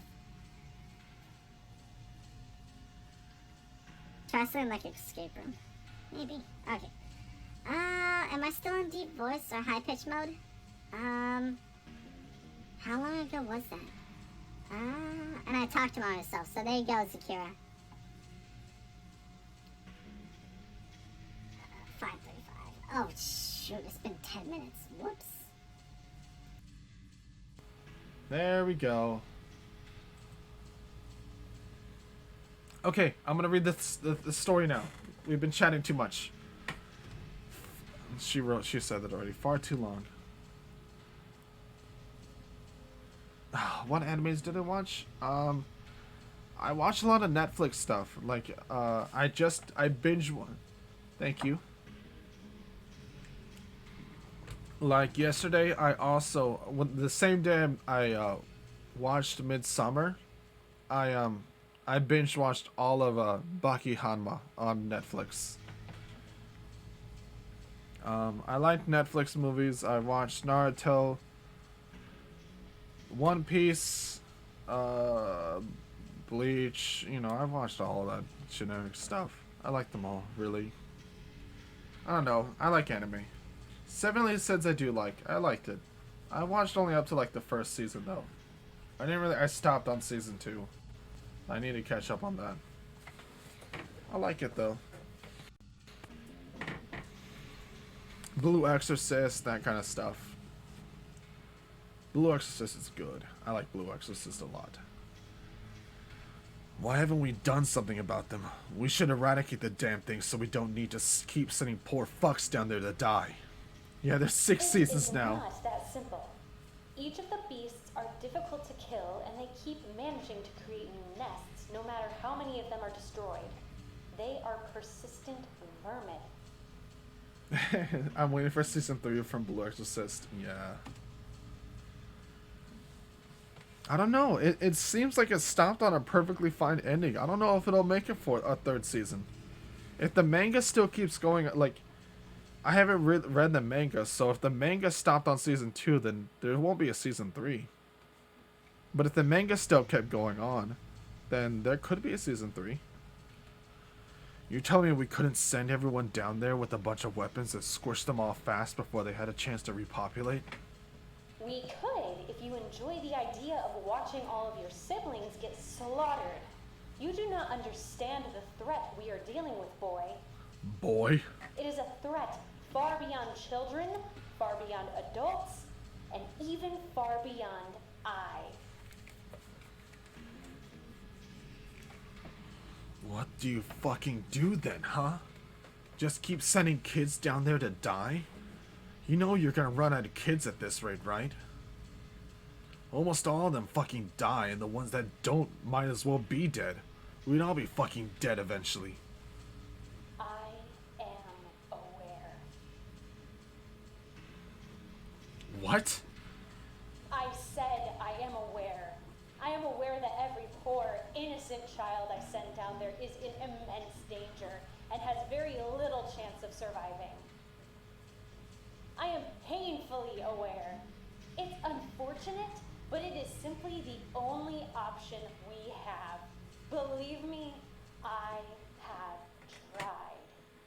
The manga is halfway. It's meant to end in 2023 or 2025. That's crazy.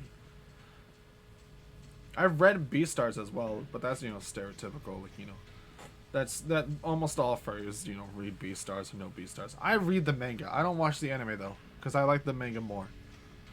I'm that kind of person. You either all will die fast in a bloody slaughter, or the boarding is below. Beastars is yum. Both options are terrible, but at least one of them gives us more time before we drift into the void. I wonder if I can do that speaker effect.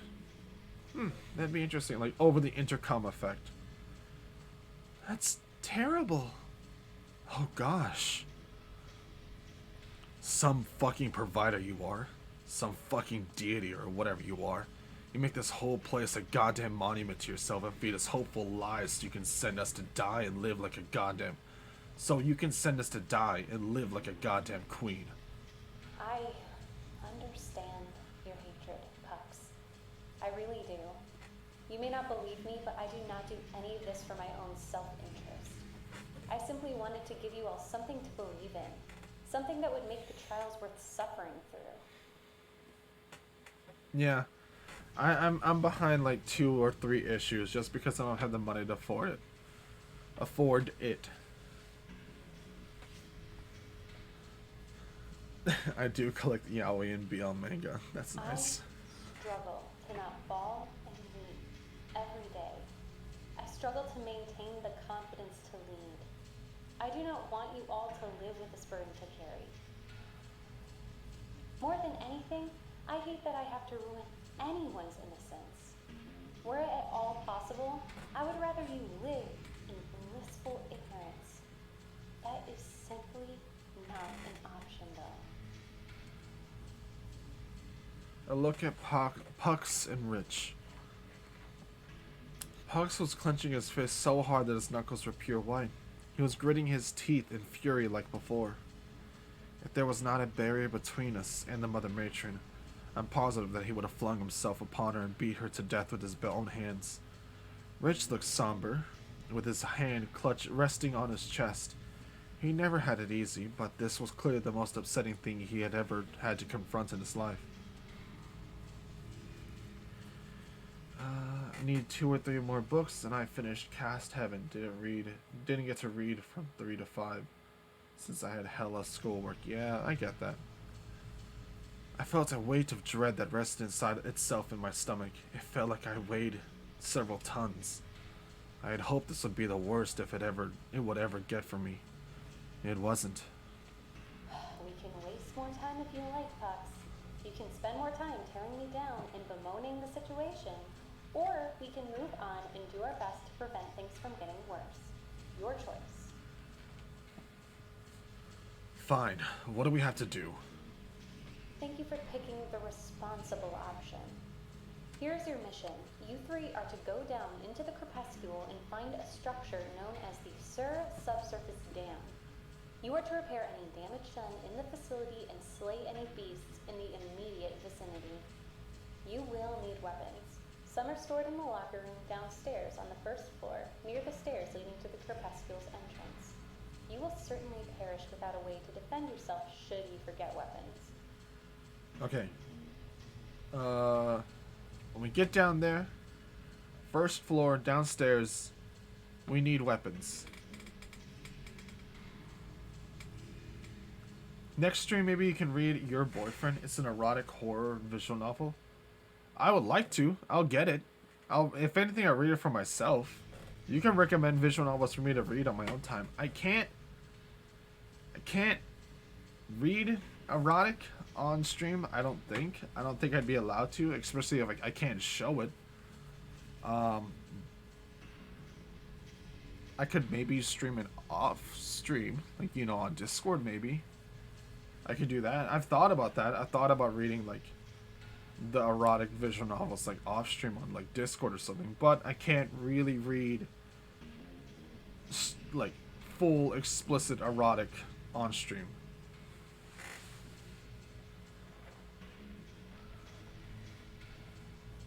Okay, okay. Now I'll look into it. I like horror though. Okay, but downstairs, locker room, first floor, near the stairs leading to the crepuscular entrance. Okay, we need to get that or we'll die. Fox, you in particular will need to make sure that you have an appropriate set of tools at hand so you can make repairs. Ooh, Yandere-esque is cool. I like that. I like horror. I like horror a lot. Oh, Yandere-esque is good. I see. Well, was I specifically chosen for this? I was under the impression you selected the kids at random. Semi-random. I try to put at least one child who is more mechanically minded in every group I send down. Lucky me.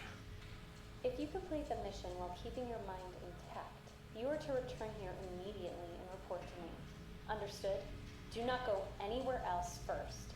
Come straight here. Okay. Am I understood? Yes, Mommy.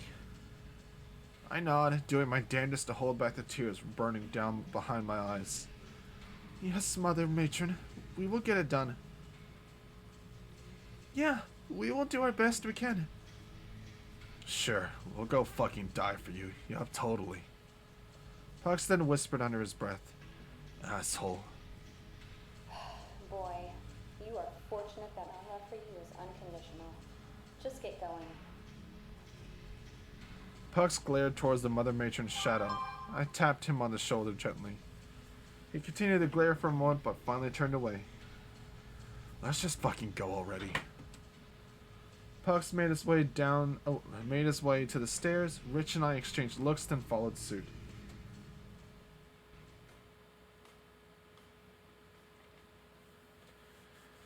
Wordlessly, we went down the long set of stairs to the first floor.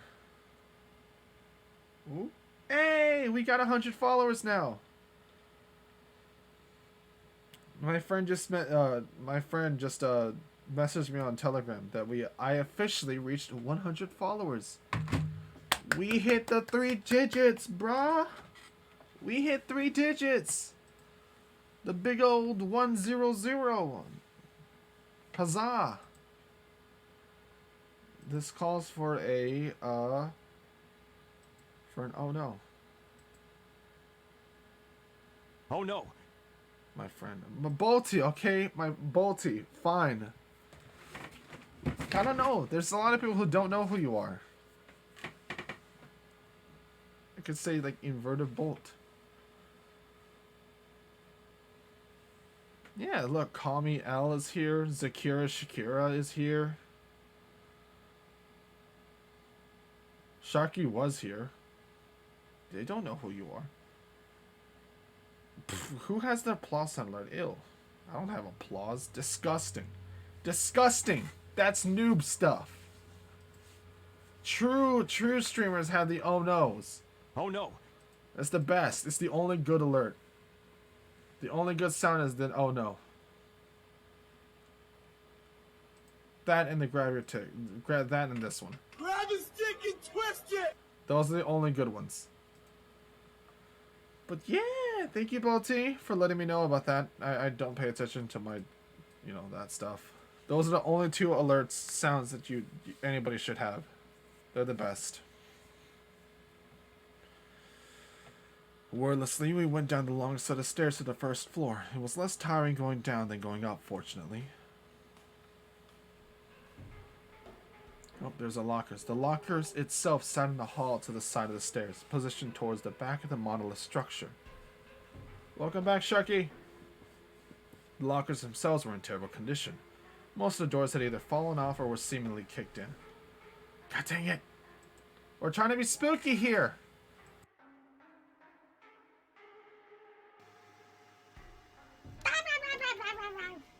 There we go. Rawr, rawr, rawr, rawr, rawr. Oh! There, spooky. You like it? Am I spooky enough for you?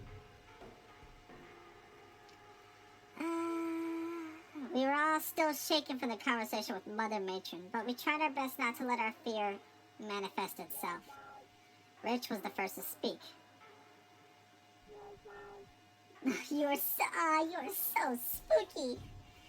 Yeesh, it smells horrible. No kidding. Let's get our shit and get going.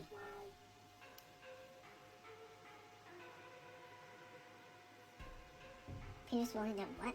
What? Don't spoil things. What? Don't spoil from the visual novel if I'm gonna read it.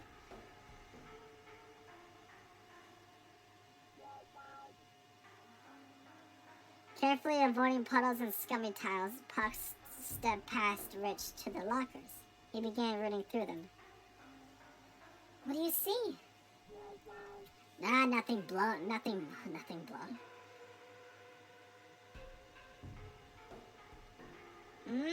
Okay. Nothing mind-blowing, but something's better than nothing in this situation, I suppose. What was that?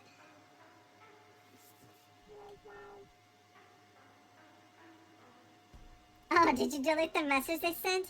They're spoilers for something else, not from the game. Not from this game, it's from a different game.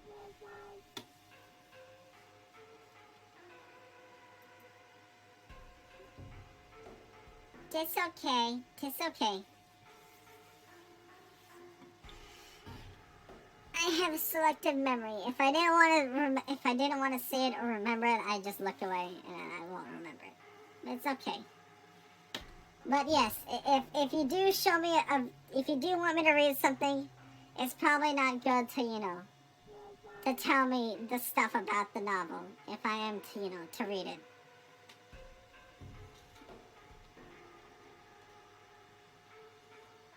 Just a heads up that if you recommend something for me to read, it's probably not a good idea to then like tell me parts or even trivia about it, because you know that kind of dissuades me from actually wanting to read it. It would dissuade most people, I think. It's like, hey, you should check out such and such anime. By the way, such and such character is willing to, you know, such and such character dies later on, or stuff like that.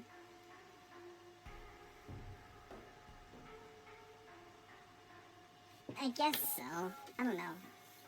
It's just, I don't know. I don't know about that, though. I don't know that stuff. Mind-blowing, but something's better than nothing in this situation, I suppose. Here. Crowbar! Pucks tossed a crowbar towards Rich. The crowbar nearly bonked him on the head and knocked him out, but he fortunately caught it with a yelp. Bolty, Sharky wants pets too. Give it to him. Ah, careful! You caught it, didn't you? Pucks rummages around some more. Yeah, this could work. Here, Lizzie, take this. Pucks fortunately handed me a large knife. It was a lot heavier than it looked. I got knife! I can stab. Careful, it's not the sharpest thing, but you can still cut yourself pretty easily with it.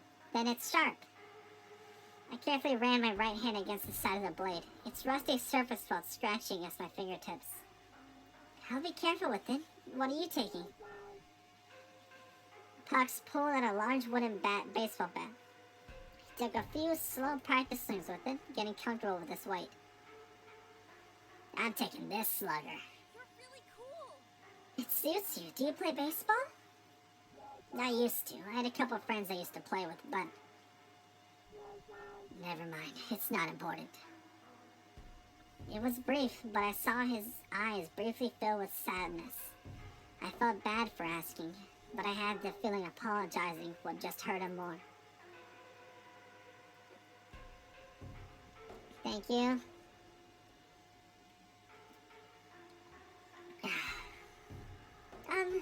Are there any tools in his lockers or something? I feel like we might need those. I have some in my pockets, but let me take a look. Doesn't hurt to have more to work with.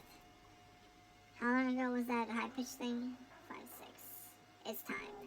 Back to normality. There we go. Normalcy returned. I lost 2,500 wolf rocks today on a high pitch. Stop! There we go again. Nope, not yet. You're gonna use them all. Go for it. Welcome back. We've been in high pitch for like 20 minutes now. Nice in my pockets, but let me take a look. It doesn't hurt to have more to work with. I'm gonna put on a timer because I keep having to like fully like think about having the thing on. I'm just gonna put on a timer. Let's put on a timer. Let's put on 5 minutes. Alright, starting now. 3, 2, 1, boop. Wait, boop. There we go. 5 minutes. Okay. Pug storms around some more, then shouted in excitement. Ha ha! The toolbox! Let's see what's inside. Not bad. It seems all stocked. Some of the tools are kind of old and rusty, but they'll get the job done. Boop. Alright, I think this is everything we need, or at least everything we're gonna have. You two ready? I got strange meat in my pocket. Yes, I suppose so. Me too. I'm ready!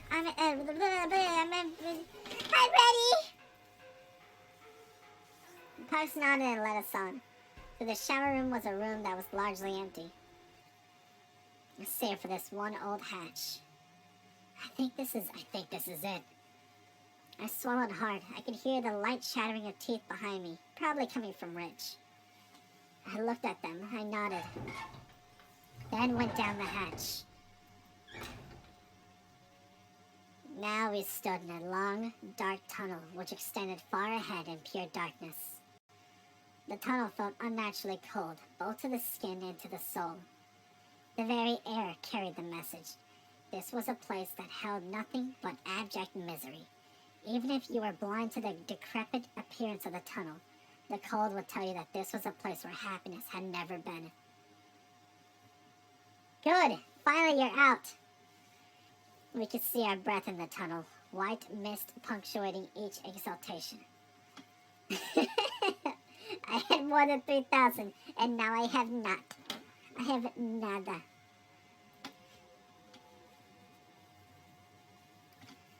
You wouldn't happen to have another sweater, would you, Lizzie? No, sorry. It's not really helping me as much as you think it would. Still, it feels a bit warmer than what we're wearing. You say you're a husky? How fluffy are you? I'm not a husky. I'm a puppo. I'm a big dang forest doggo. Zakira's the husky.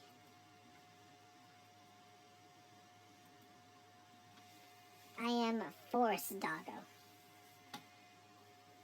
Otherwise known as a wolfo. Or a wolf if you want to be boring.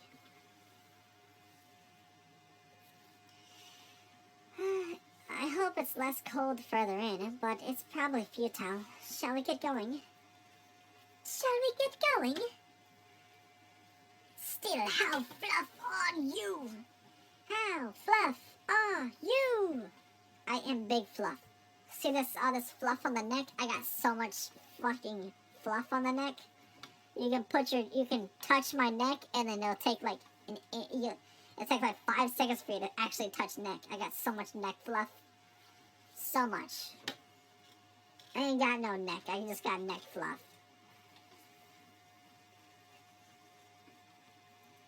All this face fluff. Who needs neck? Who needs neck when you just got fluff? Look at that fluff. Look at it. It comes out of my sweater. I got so much dang fluff. It's pouring out of my sweater. Pouring out of my hoodie.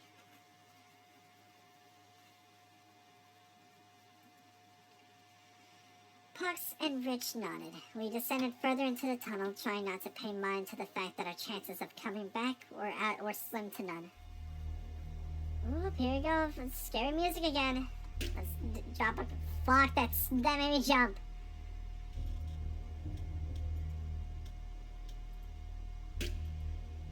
God, I hate that. Oh, that made me jump a little bit. The cracky tunnels were illuminated by... Fuck! Don't stop! Guys, for the music! This is the worst part! The craggy tunnels were illuminated by lonely light bulbs, which miraculously had not burned out. Who knows how long they had been burning down there. Has it been 5 minutes yet? It's 30 seconds. I need to sleep. I gotta go. Had to binge watch shit and didn't sleep at all. Bye-bye. Bye, call me now. Bye-bye. Have a good night. Yeah, it's gonna get scarier when I don't have this high-pitched filter on.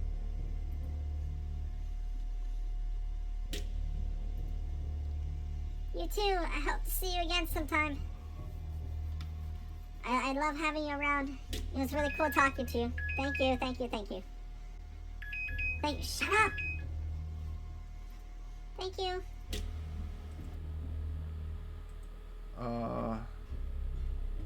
Also, I just noticed this just chatting game is really scary. I mentioned it in the fucking Twitter thingy. I couldn't, because this is an indie game. There's no, like, setting it to Mother Matron. It's an indie title. So I can't. I couldn't even set it to, like, a custom title. It had, so I was like, well, what am I gonna do? And so I just set it to just chatting because there was nothing I could do. And so I just had to deal with putting the game, the title of the game in games plus demos. What? Is that a section? So I just set it to just chatting, and I just set the title to what the name of the game is. That's what I did. Games and demos. That's one of the things. Fuck. Set it to that for like super indie games and such. Oh, okay. Oh, there's Asculad. Yeah, Asculad being here. Now it is Big Forest Doggo. Indeed I am. Alright. I'll do that later on. I don't want to do it now because it'll take forever. I'll have to mess up the stream and stuff like that. I've been here for a while. I know. Lurking in gaming. Heck yeah. Lurking in gaming always good. Okay. Reading. The craggy tunnels are illuminated by lonely light bulbs, which miraculously had not burned out. Who knows how long they had been burning down there. No, because then I had to fucking open up the browser. Fine, look, I'll do it. God, you wanna test my fucking... I said it'll take a bit. Now you're gonna see how long it takes, okay? Mr. Oh, I've got fucking top of the line gaming computer. Here I am with this dinosaur PC from like... I cannot do it in OBS. How would I do it in OBS? I don't use OBS. I use Streamlabs because I'm fucking Neanderthal.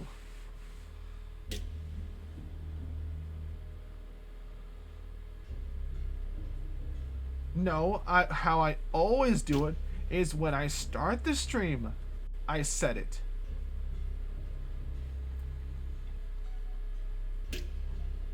How do I do it in that too? Yeah, I use Streamlabs. Streamlabs. OBS.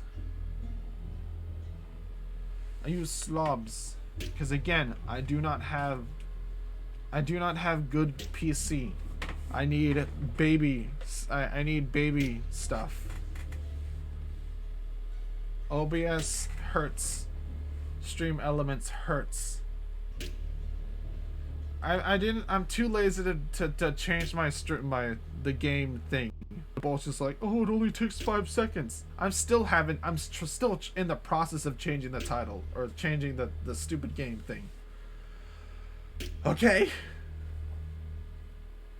Oh, Elements is easier on PC than Labs is actually? Oh, okay. View, docs, stream information. Where the fuck is view? Themes, grow, cloud, layout, studio mode,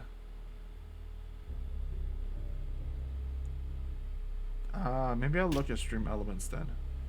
Because I need, I don't even know what that view option is.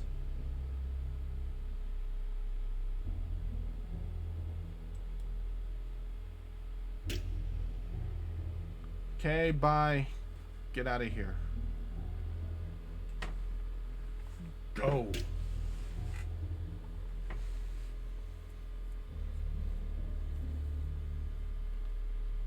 Be gone.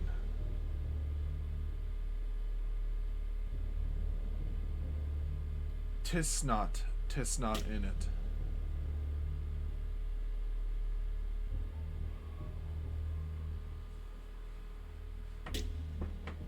I'll take a look at stream elements though. If it actually uses like less resources, then I might actually use that. Just because like I have horrible. I don't have a gaming PC. I have a PC from like 2003. From like 2004 or 3 or something. It is ancient. It is not a gaming PC at all. The games I can play on my PC have to be from like 2005 or 8. That's it.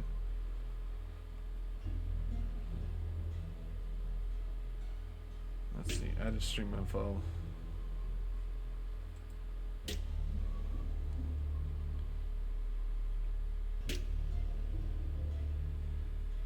That's why if I ever had money, I would totally buy a gaming PC. If I bought a gaming PC, it would like change my like entire life. So many options, so many doors would open. It'd be great. But nope. Instead, the when I had the money for a gaming PC, instead of buying a PC, I bought a bass guitar. The choices people we make in life. Okay, bye.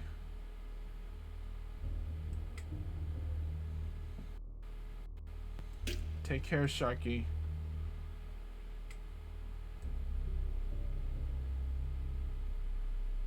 This is so dumb. Okay. This is so dumb.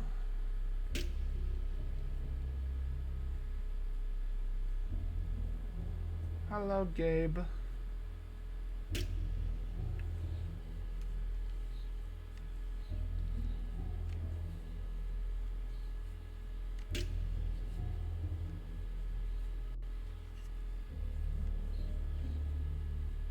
Mister, it'll take 5 seconds to change the stream title. I am still, since he sent that message, I am still. It has been 5 minutes, and I am still trying to. That's how long it takes my PC to load stuff up.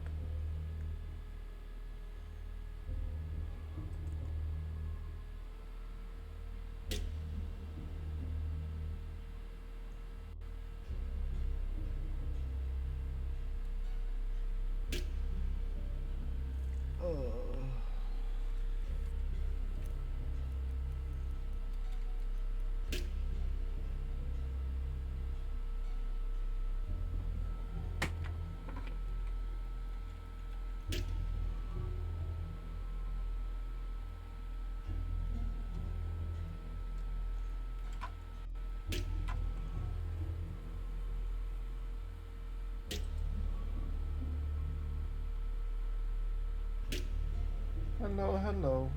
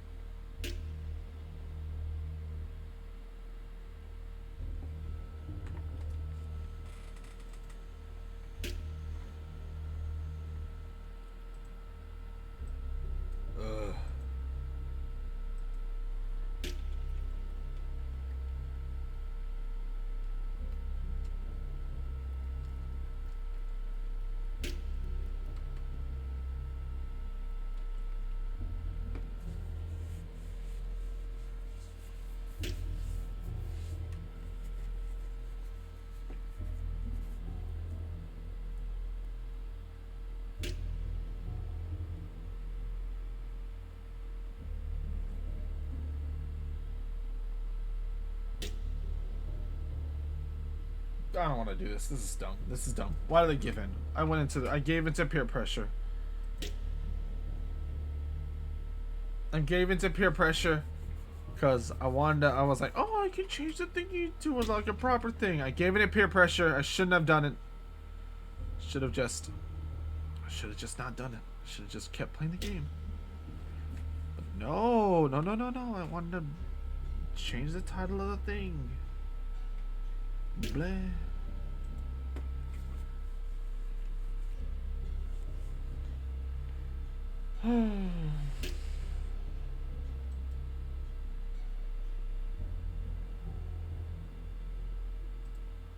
Said it was in here in the tabs, right? Highlighter, grow, app store, themes.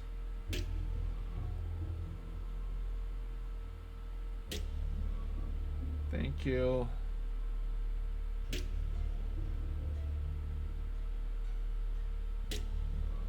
Dashboard, CloudBot, layout editor, studio mode, get help. God, please help me. Settings. Would it be in settings? I doubt it would be.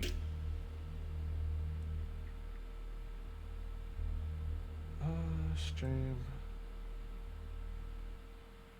No.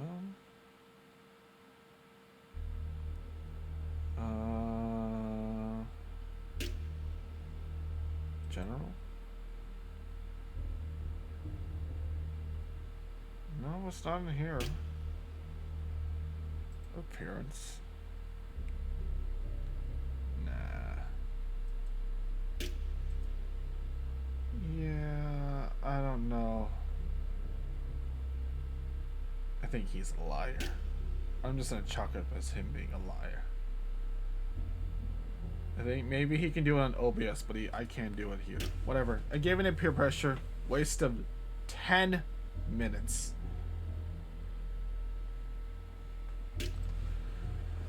Okay. Next time, though. Next time, for further information. This must be this blah blah blah blah. Back to horror. Back to horror. I'm back. I want to get back in the horror mood. Come on. Let's go. No more technical difficulties. Let's just get back into the good stuff. We getting back into spooky. Let's go. This must be some kind of mind. Really? What makes you say that? I read some books about them, and the pictures in them look a hell of a lot like this place does. I bet you 20 Dracs will find mining equipment somewhere ahead. I thought about my black market purchases earlier today. Ah, my meat. Well, unfortunately for you, I'm broke. I bought this meat here in my pocket. What a shame. I'll take an IOU then. You can have my meat. Your what? My meat. It's in my pocket here.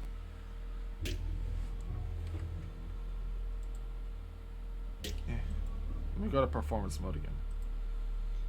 PC is dying. I gave a little laugh at that. It was nice to see that Pucks had a lighter side to him. Hey guys, look at this. What is it? I think it's a journal of something. Resting on a wooden bench against the wall was a small little book with a black leather, or maybe faux leather, cover. Let me take a look at it. Do you really have time for this? I'll take any excuse to not go further in. Thank you very much. I thumbed through the journal. Many pages were water damaged and illegible, but I eventually found a section that was somewhat readable. I read aloud.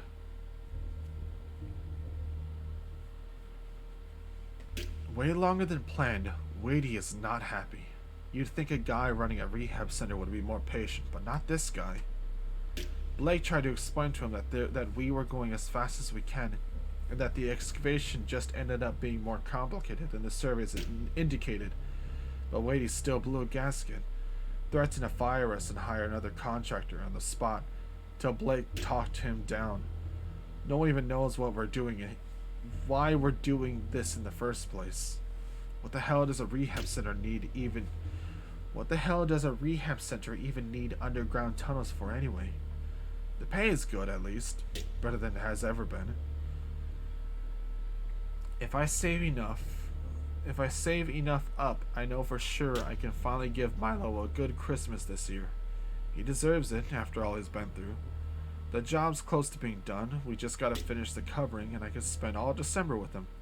That part won't take nearly as long as the excavation. Maybe I'll take a trip too. The rest of the entry was illegible and the writing stopped shortly after this point. Well, that's weird. What were they even talking about? They were talking about this building, this tunnel. Dumbass. No, I got that part. I meant like, what is Christmas? Who are those people? I haven't met anyone named Wadey, Blake, or Milo. Me neither. Well, we're not gonna find out anytime soon. What? I don't know. We looked around frantically. Save, save, save, save, save, save, save.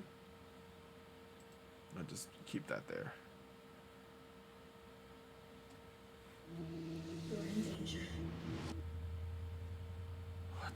What was that? It was like someone spoke directly into my skull. I didn't like that. But before I could question it further... Ooh, that is not funny. There, behind Rich, I saw something in my mind would scarce comprehend. A horrible lumbering tower of meat with glassy blue eyes that stared with a cold hunger and malice. It writhed in the distance, a living nightmare that was delighted to know that none of us could wake it up to escape it. While it was hard to determine exactly where its attention was drawn, it was clear that Rich was in its sight. That's when I reared up and charged at Rich. If I didn't do something, that monstrosity would do something terrible to him. Push it away. Rich, get out of the way! If I wanted to save Rich, there was only one option. There was no way he could react in time and get away. He wouldn't even know if he was getting killed until after the creature gored him. Watch out! So I charged towards Rich and shoved him out of the way. What? I shoved Rich against the wall. He was safely away now while I stood in his place. Oh boy, it's big. But before I could get too comfortable, I heard the stomping feet of the beast. It was coming right at me. I had to think fast. Knife! Ah, fuck! Well, pain. Well, I wasn't lying. I had to think faster, right? An eruption of fire in my chest had flared down the whole width of my torso. I wasn't able to act fast enough, and the beast was more than happy to take advantage of my slowness. My insides sizzled and gurgled as the creature's spittle began to reduce me to a pulpy slop. I collapsed. Puck screamed my name, as did Rich. I didn't hear it, though. I was already gone. The crepuscule had claimed another.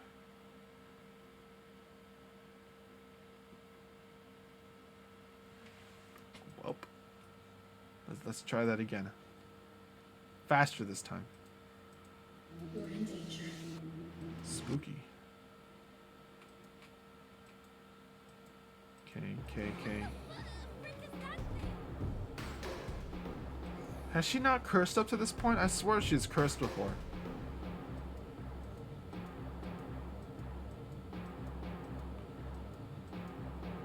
Alright, we'll just push Rich out of the way and we'll stab it. As fast as we can. We stab it. Stab it. Stab it.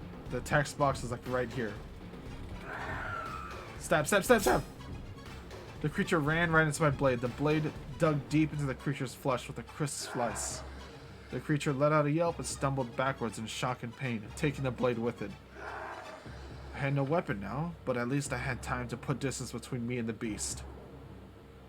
I ran to Pucks and Rich. Fucking awesome! You got it, Lizzie!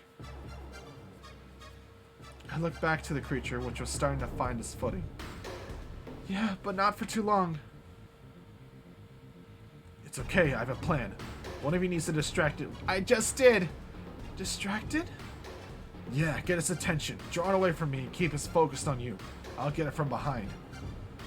Oh wow, great idea. Who should do it? I don't care. Just decide amongst yourselves. Rich looked at me terrified. I had to decide which one of us would try and distract the creature and fast. Rich, go. I have no weapon. You do it, Rich. Okay, you can count on me. I have no weapon. What am I gonna do? Rich ran to the other side of the tunnel. I stayed by Puck's side. Are you sure he's got this? I know he can do it. Hey, you! The beast did not even look at him, but just glared at Pucks and I. Rich, come on! Do something! The beast was rearing up, ready to charge. Hey! Here! Monster, monster, monster! Here! Monster, monster, monster! The beast did not care. It was more interested in one of us that dared to fight back. God dang it. The beast charged. Lizzie! In an instant, the creature impaled us both with its large teeth. Welp. Pain. The beast uprighted itself, both Pucks and I resting on top of its head, as if we were chunks of meat on a kebab. I suppose that was what we were. That idiot. Pucks' final words. I said nothing. I merely bled from my mouth and the taste of iron sticking to my tongue for the rest of eternity. The void came for both of us. The crepuscule had claimed us. Well, we're gonna see every death apparently. Alright, what's the speed up key? Alright, let's just speed up these. Okay. I guess I'll have to stab it. I'll have to stab it and I gotta be the distraction, I guess. Since it decided to focus completely on me.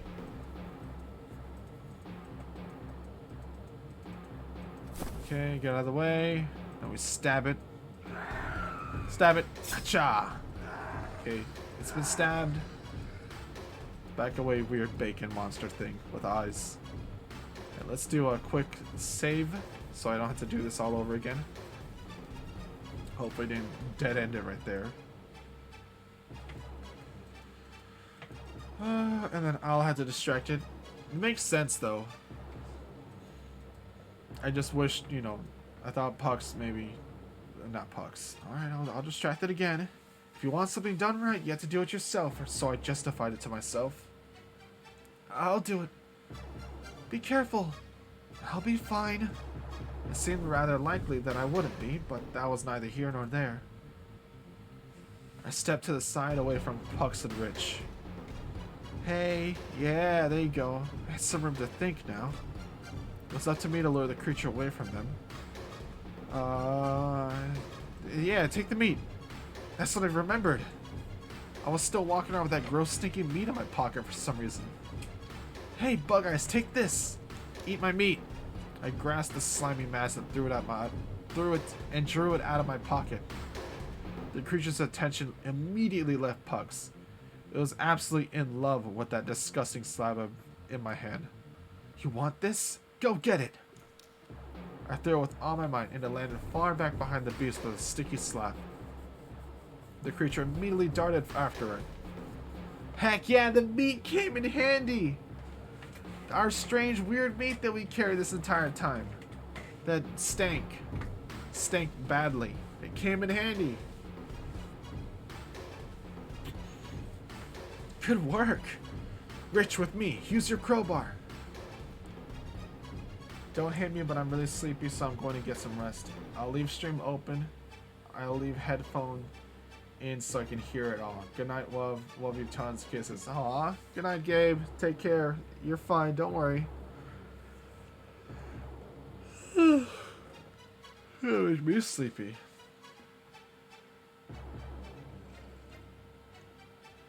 I say we're about, how many hours are we in? We're about halfway through. This definitely is short enough to be done in one stream. But, only issue is that how much I actually spent reading and, like, the rest of it talking. That's the only, like, issue right there. But we should be able to do it in one stream. Hopefully. I would really, really like to. Right. While the creature was distracted, Pucks and Rich charged after it.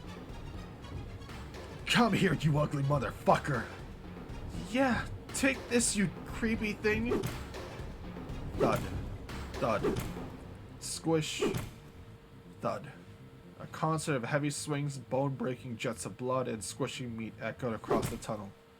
Thud, thud, squish. Why am I saying it? We hear the sound. They finally stopped. Things were quiet. The beast had been finally slain. We had to stop to catch our breath. Oh, the creature twitched and shrieked. Another heavy bash from Pucks. Oh, okay. Okay. Alright. The beast was lying on the ground, twitching and wheezing horribly. Its horrid blood stank of metal and rot and pulled on the ground beneath it. With a pathetic little whimper, the creature stopped twitching. Its giant eye lost expression. Hydrate, thank you. It saw nothing anymore except eternity. It was dead.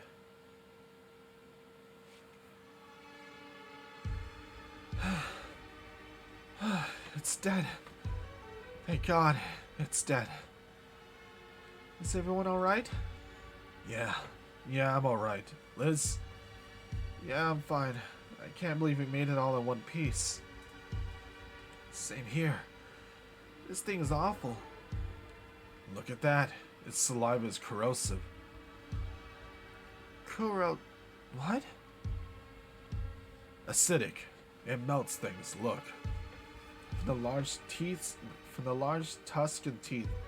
Still not sure what you would call them. Saliva dripped into the growing pool of blood below. The blood bubbled and hissed with each drop of saliva. Let's save. We should be very careful. Try not to step in the blood puddle or touch the thing. Okay, another cry similar to that of the beast we had just killed echoed across the tunnel from multiple directions. This creature was not the first and it would not be the last. More were coming and we had to move now. I agree. Run! We immediately took off, being careful to leap over the blood pool and not trip on the rough floor. We ran faster than we ever ran in our entire lives, I'm certain of that. I think we should head straight here. Looks like a dead end on the left. Whoa! I glanced behind me and see Rich halfway inside the ground, holding on for dear life. Please. In an instant, Rich was swallowed into the darkness. I began to run back, hoping I could pull Rich back in. But I was grabbed by my arm. Liz, I'm sorry. We can't do anything for him now. We have to go. Well, he fell. Okay, whatever. Bye, Rich. I glared at him for a second and then relented. We took off running, the horrible wheezes and screams growing louder and louder behind us. I glanced back to see the looming shadows down the tunnel. Where were they even coming from? It didn't matter. I kept running. We both did. We ran. And ran. And ran. I don't know how long we ran for, but eventually, the horrible cacophony behind us gave way to silence. We were safe for now, hopefully. I think we can rest for a minute. Pucks leaned against the wall while we sat on the ground. We were drenched in sweat and terribly out of breath. We should go back once we rested. It's not right for us to just leave him there. He might still be alive. No way. Too dangerous. You heard all those things. Going back there would be suicide. I understand how you feel, but unfortunately we gotta focus on our own survival now. Typo. He was right. I hated that he was right. Those beasts were alert and awake now that they hadn't been already. They'd likely be lying in wait for us. Taking one of them down was a nightmare in itself. Adding more to that equation didn't leave us with good odds. I had a hope that Rich would make it out alive somehow. That maybe he'd find a way up ahead, and that we'd be able to meet him again. After much wheezing and gasping for air, I got my bearings straight. I looked around. I was so focused on catching my breath to notice just how dark the tunnel was. Where are we? No idea. Further in for sure, but Nothing distinguishing about this place. It's just a big tunnel. It's so dark. Do you have a light or anything? As a matter of fact, we do. Pucks pulls out a flashlight and clicks it on. What? Okay. Oh, phew. I was really not looking forward to stumbling around in the dark. You're so reliable, Pucks. Baka. Yeah, well, I couldn't count on you two morons to stock up properly. I suppose not. They both laughed softly and then trailed off into silence. We're kind of awful, aren't we? How do you figure? We're in a place where so many kids came to die, frightened and alone, and somehow we're laughing. What right do we have to feel any kind of joy in a place like this? I turned my eyes to the ground. I felt great shame. Listen, don't start feeling bad about yourself. You're not that bad. We're in a pretty fucked up situation. If you're able to smile a little and not break down completely, I think you're doing fine. And I think if you could see yourself from the outside, you wouldn't be as hard on yourself. I don't know about that, but I really appreciate it, Pucks. Just speaking the truth is all. Still, it means a lot. Pucks gave me a gentle smile. It would be the first and last time I'd ever see him look at me with such patience. Not to ruin the moment, but we should get going. I'm not a fan of standing around in the dark-ass tunnel. Me neither. Let's get going. We continued at a brisk but manageable pace. This tunnel was really long. The silence was eerie and deafening. I had to fill the air somehow. Hey, can I ask you something? Don't know. I haven't heard the question. I rolled my eyes. You mentioned you used to have friends to play baseball with, didn't you? Yeah. Why can't you play with them anymore? Did something happen? Yeah, something did. Care to elaborate? Would prefer not to. Was this something bad? No, I just don't want to talk about it because it brings too much joy. Of course it was something bad. Geez, sorry. Really, I'm sorry. I didn't mean to upset you. I shouldn't have pried. An apology accepted. I breathed a sigh of relief. Awkwardness encroached. Silence came home again. I kept my eyes glued to my shoes. My friends got sent down here. My eyes widened as I quickly turned to look at him.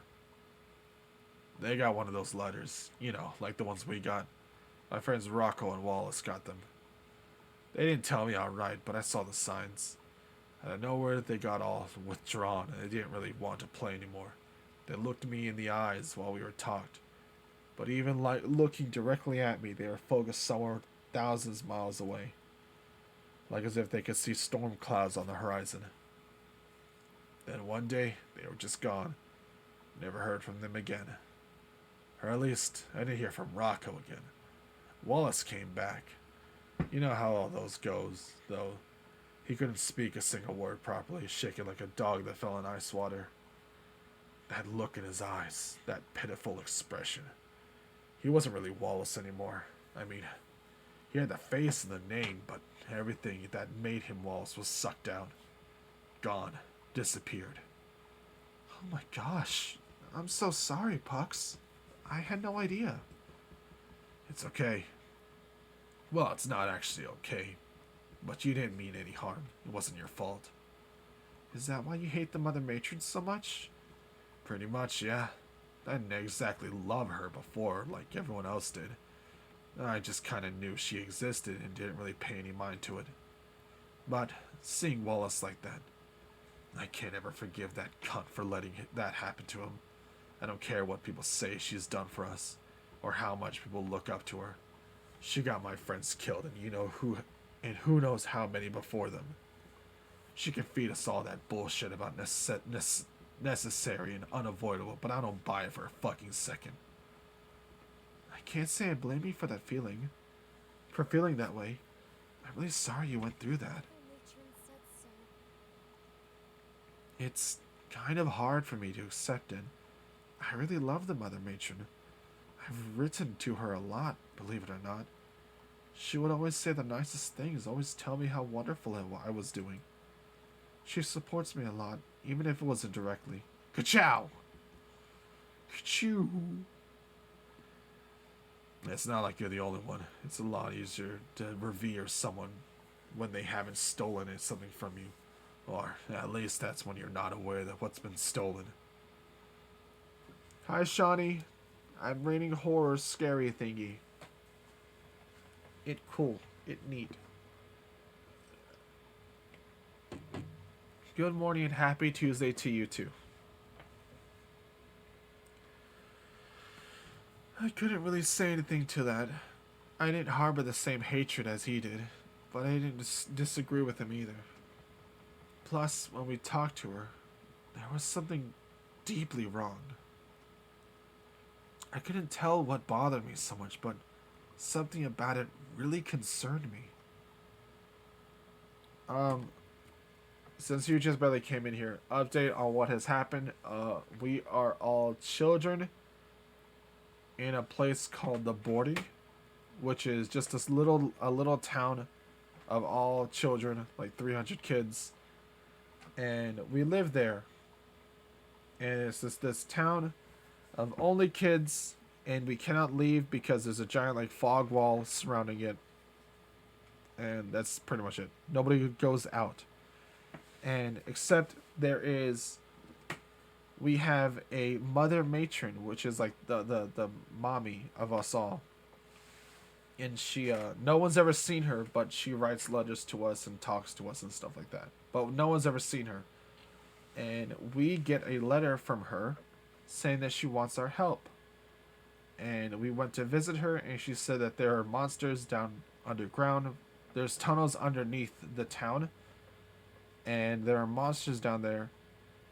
And we need to go and fix something down here, as well as kill any monsters that we can get. And because if we don't fix it, all the children will suffer, because whatever is broken down here is extremely important to the town. It's something that we need to survive with. And the Mother Matron is sick, so she can't do it herself. So she sends children down there every now and then. Whenever something breaks down there, she sends children down there to go fix it. And most of the kids come back either like in a catonic state, which is just, they don't talk, they don't do anything, they just space out, or they just don't come back at all. And we are the newest batch. Lizzie, Rich, and Puck. Well, Rich is gone. We lost Rich. But it's three of us. Lizzie, which is us, the girl. Pucks, which is this guy. And Rich is a innocent boy. And we came down here, got into our first fight. We beat it. And we got chased by a bunch of monsters down the tunnel. And Rich fell into a hole. And because we were being chased, we just decided to leave him. And that's it. He fell in a hole, and instead of going back and rescuing him, we kind of just left him. I chose to leave him because I want to live. And that's it. Now we're walking down the tunnel and getting backstory to Pucks. I try not to focus on those thoughts, though, and instead decided to try and console Pucks. I thought about giving him a hug, but that felt like something he'd find patronizing. I settled for a gentle pat on his shoulder. I know we only just met. I know we only met recently, but for the time being, here we're the only two people we can rely on. So, I don't know. If there's anything I can do to help, please let me know. Thank you. That means a lot. We have more important things to worry about, though. I need to keep focus. I understand. Just don't forget, okay? I flashed him a warm smile. Thanks. I am scared now. We made our way through the dark tunnel, armed with a flashlight that did not light nearly as much as I would have liked it to. The tunnel led us to a massive open cave, filled with the sound of rushing water. A path led from the crag of rock we were standing on through the water to the center island where it branched into 3 directions. Each path seemed to lead to the same spot, however, which was a brick-laden hallway that Puck suspected may contain the utilities we were looking for. What makes you think that? Well, there's a sign. Ah, that's so white. Ah, my eyes. Subsurface Dam Service Entrance. Society for Innate Relief? Society for Innate Relief. What? Innate Relief. That's weird. That is a symbol for the Mother Matron, though. Society for Innate Relief. They did say that they were building a rehab down here or something. Huh. To our right was a little wooden fixture with a sign on it, presumably pointing us toward the subsurface dam the Mother Matron talked about. Society for Innate Relief. What's that? Don't know. Don't really care. Rude. I was just asking. I'm not looking forward to getting my shoes wet. Me neither, but we gotta go though. Keep up your guard. I nodded and followed Pucks as we reached the water's edge. I noticed something too. Hey Pucks, look there. I think it's another journal or something. Pinned against a small rock near the edge was a thick book soaking in the water. The body was miraculously still intact, though many pages seemed to have drifted off or broken down completely. Why should I care? Well, we could learn more about this place like the journal we found earlier. It's a waste of time. The last one we found wasn't useful. It's not. Maybe this one would be different and tell us something useful about this place. Fine. I don't think this one will be legible, though. Well, if it's not, I'll toss it back in. I picked up the wet book and let it drain a little bit. I carefully opened it up, thumbing through the pages gently and carefully. The pages desperately wished to fall apart right in my fingers. After some pulling and peeling of the damp pages, I found one with text in a complete smudge. It read as follows.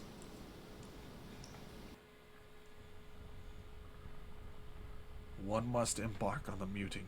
The procedure can only be performed once, but it is by far the most intense and reliable way to hear her words. You must procure several materials. The first and foremost is a blade. The older, filthier, and rustier the better. Please consult the weathering guide in the appendix if you only have access to clean and well-maintained blades. The second is a source of heat, such as a box of matches, a lighter, or a stove. The third and final object is a piece of metal that may retain heat, but it cannot be your blade. It has to be a separate item entirely. A metal ruler, a metal bar, or perhaps even a fire poker will work. The readability began to grade beyond that, and so some words or even entire sentences were missing. Once prepared, need assistance from a comrade as resistive tendencies. May also need to be restrained so you do not harm whoever it is assisting you. After being properly restrained, use one hand to stretch the tongue taut, a cloth or keep grip, using the blade sawing motion to do not stop. Retreat will disappoint her immensely. I had to stop reading at that point. What did it say? Save. It's nice. It's like it's like a bedtime story. But please make sure to take frequent water breaks. No need to hurt your voice. I'm good. I can do this all I want to. It's all fine. This doesn't really bother me too much. I just do it for the effect, man. I can do this whenever I really want to. I can do this anytime I really want to. But yeah, I got water.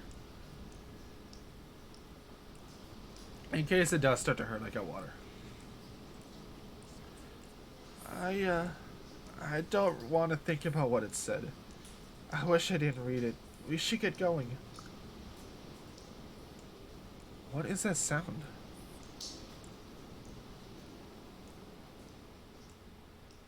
I heard whispering, like in the background. I didn't like that at all. I started walking ahead in the water. What? It was your idea. Yeah, well, it was a bad one. And yeah, that's what I like. Oh boy. Save. Yeah, that's the whole point of reading these things. It's like a story. You just hear me listen. You just hear me read. Poorly most of the time. Like 60% is poorly read. Blob thing. Then, right on cue, a blobby mound of meat with a gaping hole filled with teeth at its base leapt towards me through the water. Try to leapt out of the way. I tried to get away from the creature, toiling through the furious current pushing against me. Whoop, okay.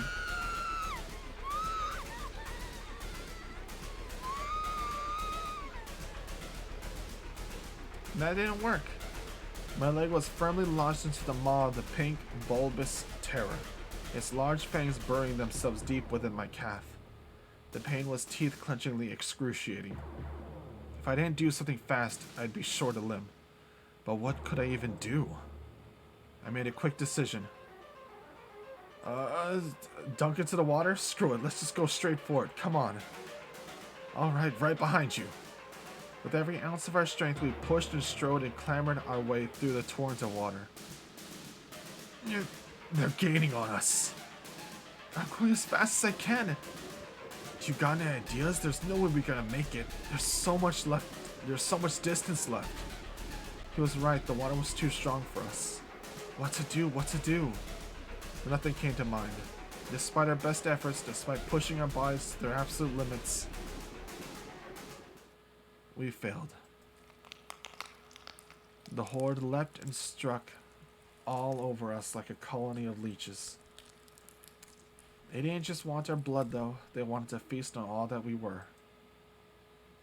Oh, and they did feast, their sharp teeth shredding our flesh like paper, their big mouths of meaty chunks. I never thought it was humanly possible to experience such painful, relentless agony. It was exquisite, my vision sinking into an inky blackness where all I could experience was the memory of a pain so great it would be preferable to having never existed at all until you experienced it. Plux and I only stopped screaming when our last neurons were swallowed. We drifted into the void. The crepuscule had claimed us. Also, what's it called? When people talk about how, like, what's the worst death you can possibly have? Like, people think of, like, oh, fire, or oh, drowning, or, like, being suffocated or something like that. I think the worst death anybody can die is being eaten alive. Because, like, wild animals do that. Wild animals don't, like, break your neck or something. They'll just eat you. Like, that's probably, like, the worst way to die, is just being eaten alive. Just knowing you can't escape and they just, like, just start with your leg and they just eat you like that. That'd be the worst way to die. I'd hate that so much. I would rather kill myself than do that. That's the worst way to go. Alright, let's try this again. Run on cue, blobbing meat, gaping hole. Shove the creature away. It was coming at me no matter what, and with the water weighing down my legs, there's no way I'd get away fast enough. I shoved it with both my hands. I felt like I had smacked a deflated basketball that was made of skin. The beast was flung back, and I landed in the water with a splash. But before I could even get my thoughts in order, I heard Plux shout from behind. Ah, fuck! One of them has my fucking leg! I turned to find Plux with a similar pink mass sticking off his leg. The water turned increasingly red as Puck struggled. Pucks! I'm coming right over! The water tried its hardest to pull me away with its white foamy claws as I sloshed my way to Pucks. Acid burned on my leg and my muscle pains ached in my abdomen. I had to get to Pucks. I couldn't lose another friend. I refused to let that happen again. Finally, I reached him. The blobby beast was biting down hard on Pucks' lower leg. Blood was jetting out everywhere. If I didn't get it off of him, he'd have his leg ripped off and eaten. I racked my brain. What could I do? Let's save.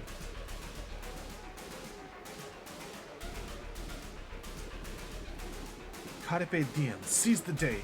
Gather ye rosebuds while you may strive to find your own voice. Seize the day. Look at it another way.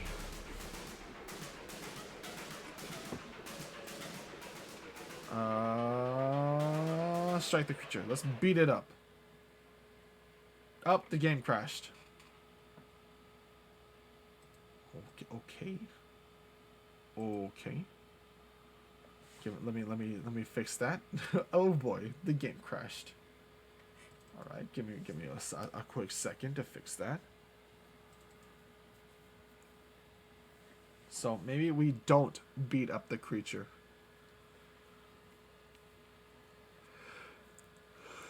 I gotta pee. I'll be right back.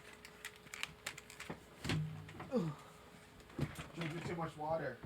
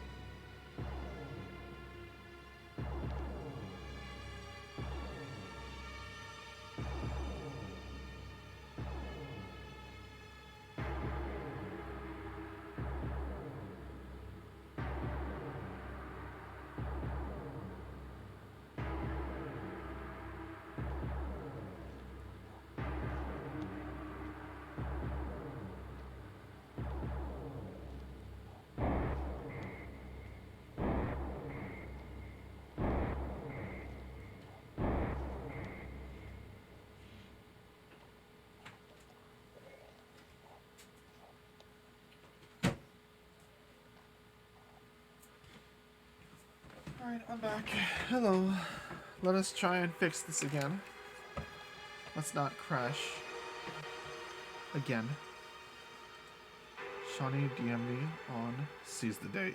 Seize the Day by Robin Williams. Alright, here we go again.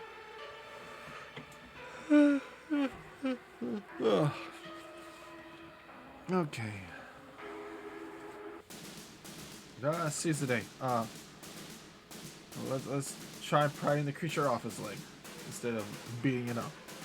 I quickly hooked my left hand under this creature's lips and pulled while pushing on Pux's leg with the right hand. Pux could not help shouting in the pain as the piece fangs slid out of his flesh. I'm sorry, Pux. I've almost got it. Hurry up! I used all the strength I could muster, and finally, the creature was flung away as it came loose from Pux's leg. Pux sighed heavy with relief. Oh, thank fuck. God damn, that hurt. Still hurts. Fuck. Are you alright? This hurts pretty bad. At the very least, I don't feel like my leg is being dissolved. The thing that doesn't have that acid spit the last one had. The water rippled and splashed in the distance. More creatures were coming. I had to come up with a plan fast. Let's save again. I looked around. There were 3 paths. First was a direct path right to the entrance, straight through the current. Yeah, nope. It was undoubtedly the shortest path, but the pushbacks of the water might nullify that route. Exactly. There was a path to the left, which looked easy to reach. It circled around the area before terminating at the entrance. It was a long run, but arguably the easiest overall. But the third option was the opposite. There was a path that I could see on the right, which was almost as short as the straight path, but out of the water. Shortest distance, and wouldn't even have to wade through the running water. However, we would have to climb a somewhat steep rock face. Not impossible, but definitely tricky when we were drenched and in a hurry. Well, if we gotta get... It would be great if you could decide within the next century. Just shut up! It was showtime. Let's just take the longer one. Why not? Come on, we're going left. Right behind you. We waded through the flood as fast as we could and made it to the path. As soon as our shoes hit the solid ground, we took off running. Unfortunately, the injury on Pux's leg had severely reduced his speed. He kept limping pathetically. The extended stress on Pux's leg had grown unbearable. I tried to use all my strength to carry Pux along, but it was no use. The beast swarmed inwards from both ends of the path and descended upon us. Well, thanks a lot, Pux. The horde leapt and struck all over like the colony of leeches. They didn't want just one. Okay, we already read this already. Thanks a lot, Pux. Can we just... Yeah, let's just load from here. Okay, so he can't run, but he can climb. Maybe. Injured leg, you can climb. Upper body strength. Let's go, Pux. You're the engineer of the group. Come on. Show me those mechanic muscles.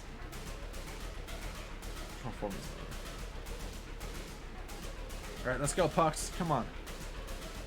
Show me the mechanic muscles. Let's go. I totally forgot that Pux's leg was injured. Let's go. Short. Take the short but steep path atop the craggy wall to the right. Right, we're going right. That's the shortest path. Roger, let's go. We waded through the flood as fast as we could and made it to the path. The steep, craggy wall sat before us. Come on. You go first. I carefully... No, you go first so I can push you up from your butt or something. I carefully began to scale the wall. My wet fingers struggled to maintain a grip. Behind us, the shuffling and splashing of water grew louder and louder, beasts leaping and chomping at the air, hungry for our flesh. Fucking shit, I'm slipping. Ugh! My heart sank as I heard a quiet squeak, the scream and splashing in the water. I whipped my head back to look at him, but that was a terrible mistake. My hands lost purchase on the crags. Despite the pruning of my fingers, I could not maintain the grip. And so I fell into the murky torrent of annihilation with Pux. The horde leapt and struck all over like a colony of leeches. Is there no way? Did I dead end myself because of Pux? Because he's injured?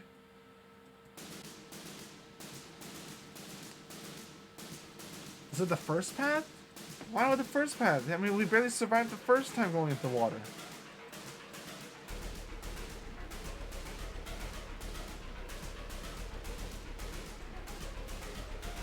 Alright, wait through the water, straight to the entrance. Fuck. Screw it, let's just go straight, come on.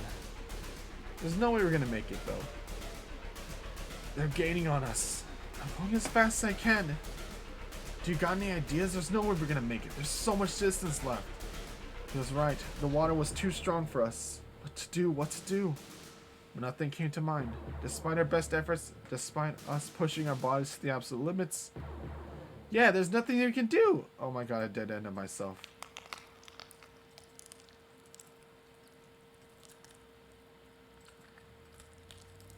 Welp.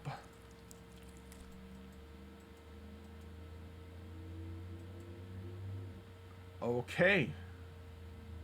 Dang it. I should probably be making multiple saves. Alright, what's the button for speed? What's the button for speeding up?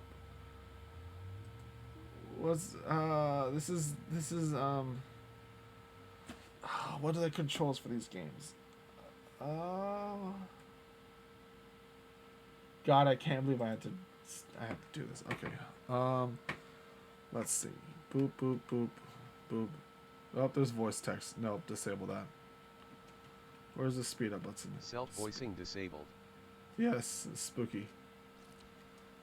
Do I just hold it? No. Oh, okay, that's how you do that. Is it A? Whoop, that's full screen. Oh, I just took screenshots. A? Nope. S? No. Q? I'm just gonna press buttons. Okay, maybe it's in the thingy? Log text. Early boost jump. Nope. Fuck! What is the speed up button? I don't want to have to go through the entire game again.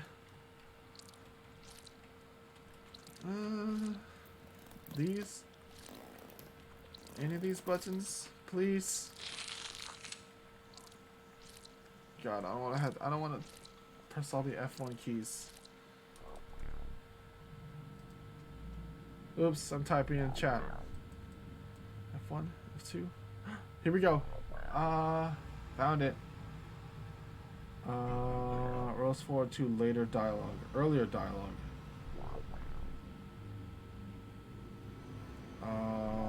Okay, page up. Toggles dialogue skipping for tab. Skips dialogue when held down. Control.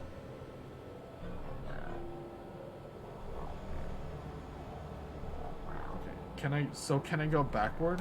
There's no way. Let me try. I would love if I could go backward. So from here, page up. No, that does not work. Never mind. That doesn't work. The menu. We just gotta go from the start. Good job, Pucks. You dead-ended me. You soft-locked me. Thanks a lot. You stupid person.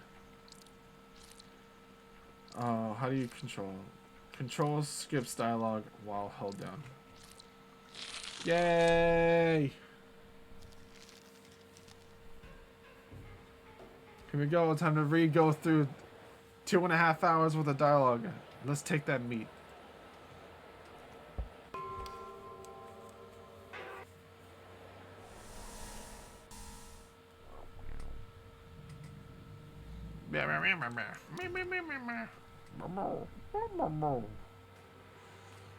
Mother Matron. Mother!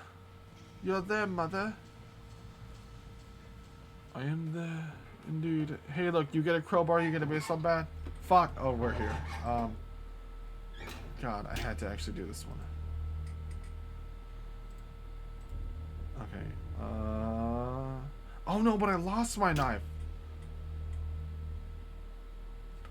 Hold on. There's only one ending to this game, but like... I'm gonna try something different this time. Hold on.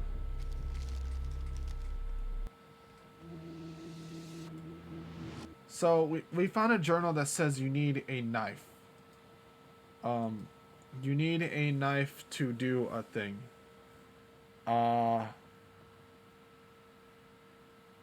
So, earlier when I did this, I lost my knife because I stabbed it.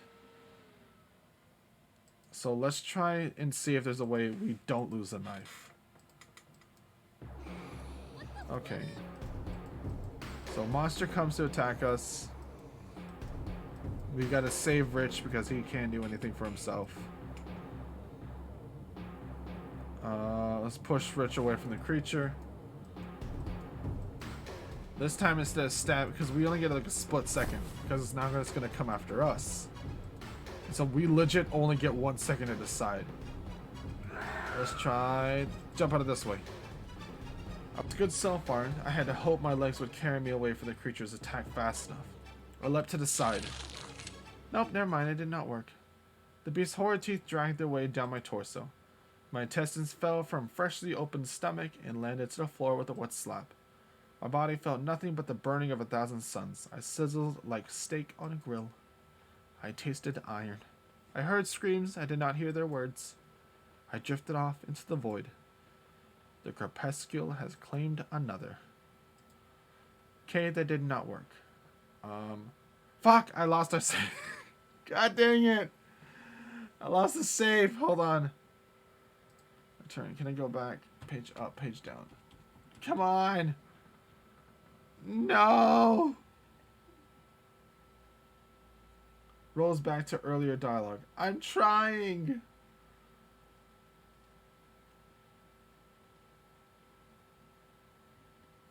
Fuck. I saved over my last save. No! Well.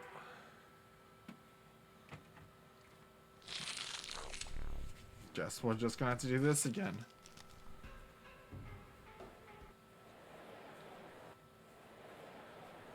Give me that meat. Give me that fucking tasty, weird meat. Give me that meat. Meat, meat, meat.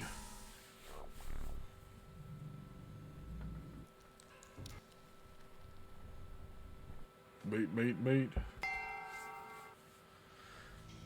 It keeps happening because I keep messing it up. I'm a failure. Okay, this time, here we go. Wait for the whole, like, you're in danger. There we go. Save. Let's make 2 saves just because I messed things up. Okay, I save him. I want to try and keep the knife, but I don't know how to.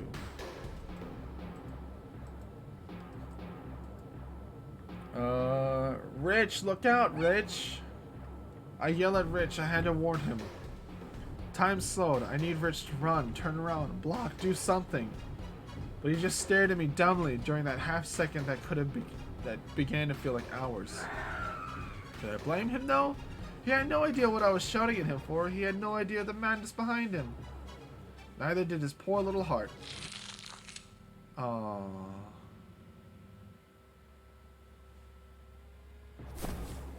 Rich fell to the ground, his eyes wide in shock. A torrent of blood began to pour freely from the hole in his chest. The horrid beast stood before me, uncomfortably close. A rush of adrenaline hit me and I had to act. Run to help Rich. Rich is dead. Watch. Rich was horribly hurt. I had to help him the way... I had to hope I could pull him away from the creature fast enough. But I couldn't. And I died too. Rich is dead, by the way. That thing has corrosive teeth. The fact that it, like, pierced his heart, he's dead. Dead instantly. That boy died. So it seems like there's no choice. We do have to lose our knife, no matter what. Okay. I wanted to see if we can save our knife, but hold on, I want to see this. Throw my knife at the creature. I had a knife with me. There was no way I'd be able to get between Rich and the beast. But maybe I should cripple it, or at least stun it. I raised the knife and mentally marked the beast's eye as my target. Take this! I threw the knife. Ah, and I struck Rich right through the eye. What the fuck, man? Oh no! God, that's so... I'll save you, don't worry! Oops! Oh no! Hold on. Hold on. Hold on. Oh no! Oh no! Oh no! I stabbed my friend in the eye. Whoops! What the fuck, Lizzie? Rich did not scream at me. It was silent. The knife had likely struck his brain. Rich went limp and fell to the ground. I had killed Rich. Rich was dead by my hand.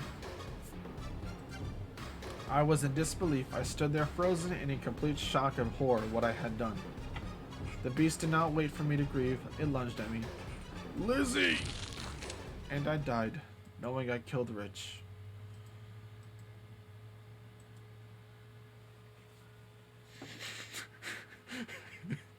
Oh no! I killed my friend. Whoops. Okay. Well, we've seen every game over from this point onward. I have unaccidentally chosen the let's see every death run.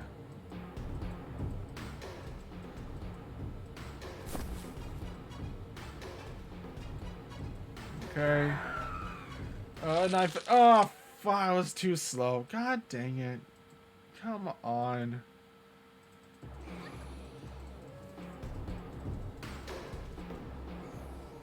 Alright, Rich, get out of the way. Move, you stupid boy. I stab. Ka-cha, you've been stabbed. Yeah, get stabbed. Alright. Now, we have to decide who's going to distract it. I need to distract it because it's angry at me because I heard it. Nobody else will work. It has to be me. Myself. If I send Rich to distract it, it'll just focus on me and it kills both me and Pucks. So I step aside, and now, oh no, what am I gonna do?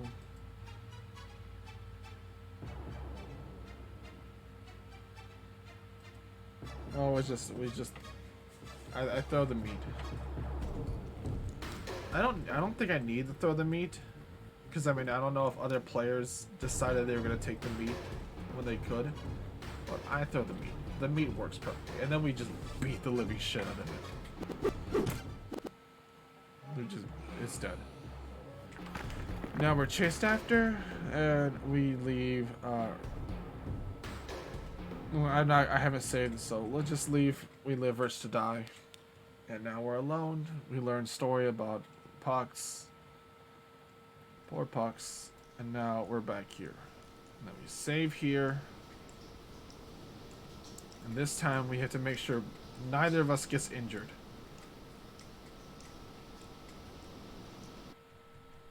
Let's see, blah blah blah. Leap out of the way. Oh no. Fuck, I messed up already. Load. No, wait. What? No, there's no way to stop it, right? Or no. Maybe there. Huh? Yeah, because I get bit anyway. He bites me. Okay. Fine, I don't know what to do. It gave me the idea, but given the creature. Maybe the creature would assume it was successfully killed its prey. Perhaps I should just really...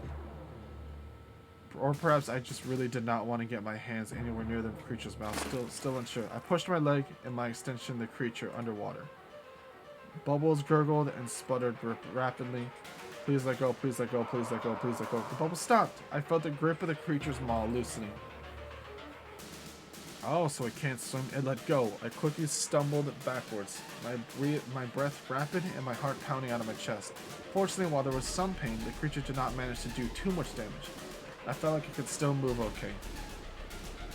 Before I could even get my thoughts in order, I heard Puck shout from behind me. Okay, let's go back. Because we can do this without getting hurt, period. So let's do like the perfect route. Blah blah. We get this part. Skip. Skip.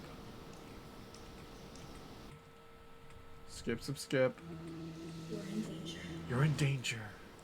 Okay. Now we save. Save over this one, because that's a dead one. Okay. Again. Okay, shove the creature away. So now we're not bitten at all. But Pucks gets bitten. But he gets bitten anyway, regardless. Okay. But now we know that we can drown it. So we should have an option to push it underwater.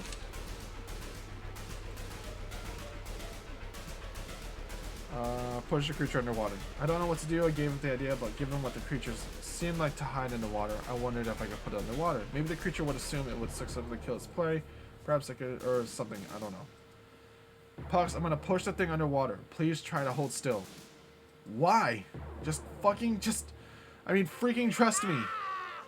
Fine, just do it. With both arms, I pushed Pux's thigh downwards quickly. The creature was submerged beneath the water's murky surface while bubbles rose to the top. Pux didn't help but shake in pain, but he kept his leg beneath the water as best he could.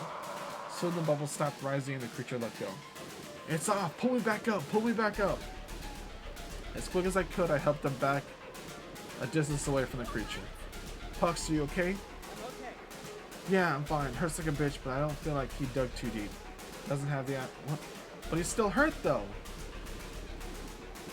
But he's still hurt, though. Do I have to get hurt for him not to get hurt as much?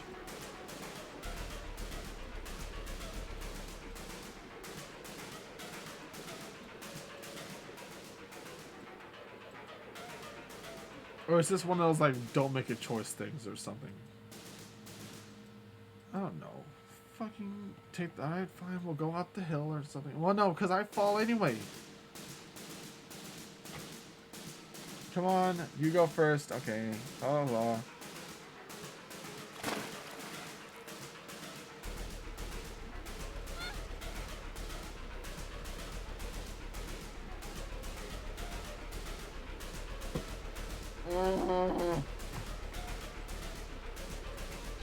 Why am I stuck here? Why am I stuck in this little section right here? Okay, shove it away. He still gets hurt though.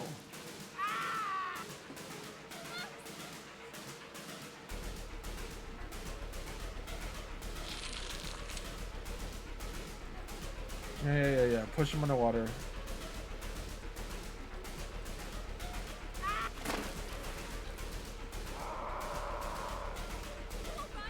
Well, maybe he's not as hurt from when I try to pry it off of him.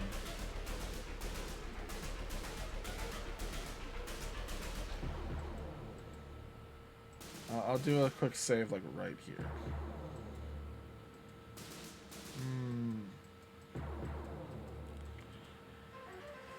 Okay, let's do, because the water's too hard, let's just take the longer path.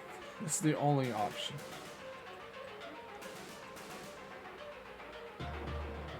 Oh, okay, we both ran fast. Okay, our legs were on fire, our lungs were full of pins and needles, but we kept a good pace.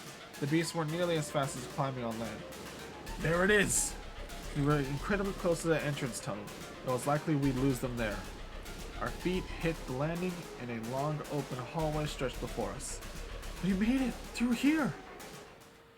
The sound of chase behind us died off. We miraculously managed to survive. I really hate it down here.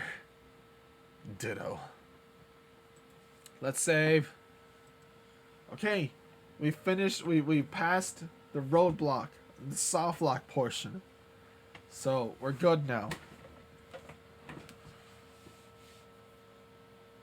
I think we're looking for. We'll be just down this way. Hopefully that sign was accurate. We continued down the corridor. After that tunnel we went through earlier, it was nice to be in one that was fully lit. Well, lit enough that I could see where I was walking anyway. There wasn't really any indication at the scale of the facility from outside, so I couldn't help but be awestruck at the grand size of the subsurface dam. Wow, look at this place, it's huge! Hello, I'm stopping by for a bit. Hello, Misty Alina? Misty Alina? Misty Alina 3627.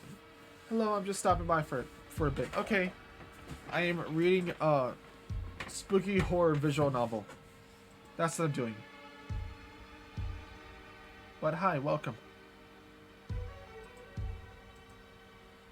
What are all these big machine things for? I would guess they're the water purifiers. The dam must pull double duty, gets water from that river we came in from, funnels some of it into these purifiers while using the rest of the water to power the generator. You could just say Misty, and alright, sounds fun. Yay, okay. Sounds good. How do they get power out of the water? I thought electrified water was dangerous. Misty sounds good. Yeah, no, it doesn't have electricity in it, but the water is in motion. As the water rushes through, you can use the force of the running water to generate energy using a turbine. I thought about asking what a turbine was, but I thought that'd just get more confusing. Or so I've read. I think. I've never gotten to see one up close. Well, that's interesting. I don't really know much about machines except for sewing, so it's cool to learn more. It's strange, though. What is... Nothing. I just imagine... I might just be imagining things. Let's look around for anything that looks broken. We're here to make sure everything is in working order. Be careful, though. We don't know what's here. Update real quick if you want to know, like, context, if you're still here. We are from a town of children, and there is one adult called the mother matron, and when things there's machines, there's a tunnel underground underneath the town, and when things break, the mother matron sends children down there where there's monsters, and she sends children down there to fix the stuff that's broken. And we were selected, and we are down here to fix it. And the mother cannot do it herself because she's sick. So every now and then, children are chosen, and we get sent down here to maybe kill monsters, and also to fix whatever is wrong. And that's it. And so we finally made it to the machine section. Will do. We spent a while looking around the room. Pucks tried looking inside the purifiers while I looked around the exteriors for any obvious damage. A lot of this stuff is all rusty, but nothing looks broken. Did you find anything yourself? Let me save real quick. Just to be safe. You just came in when I got past like a really annoying part where I got like soft lock. Okay. Also, I have to go. Sorry for not staying longer. It's okay. Take care. I hope to see you again sometime. Thank you for the follow. Bye bye. Have a good day. Did you find anything yourself? No, but that can't be right. Huh? Well, these purifiers have filters, right? The filters are supposed to take all the crud out of the water that we can't consume. As purifiers get used, they get full of shit and get clogged, so a water filter being used often, you need regular... As filters get used, they get full of shit and get clogged. So for a water filter being used often, you need to regularly replace the filters. Okay, so we need to replace the filters. But that's the thing. The filters are clean. They're dry. That's weird. What does that mean? That the water purifiers aren't being used at all? That means they aren't being used at all. Got it! Yay! The Mother Matron told us that this place was where we got water and power. But how can that be if the place has never been used? You're right. That's really strange. Why would she send us down here then? Pux's face turned dark. The only possibility that makes any sense to me is that the whole thing was a ruse. Huh? The Mother Matron lied again. She didn't send us down here to fix anything. Lizzie, I think she sent us here to die. What? I fucking knew it. Fucking knew that we couldn't trust that fucking lying piece of shit. Why would she want us dead, though? Who fucking knows? Maybe she knew I was pissed at her for Wallace and Rocco and wanted me out of the picture. Maybe she's thinking the herd because we're running out of resources. Or maybe she's just fucking evil. Take your pick. Oh boy. Okay. Sounds. Another terrible noise. This time one that both unsettled and annoyed in equal measure. There are times of charm, I suppose. Let me turn down the sound of that. That one's annoying, actually. That one's actually annoying.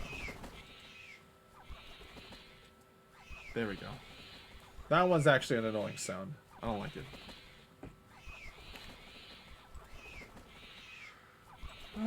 I should probably save too. Let me do that real quick.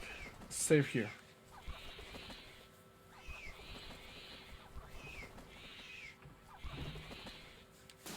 Oh boy, that's lagging on my computer a whole lot.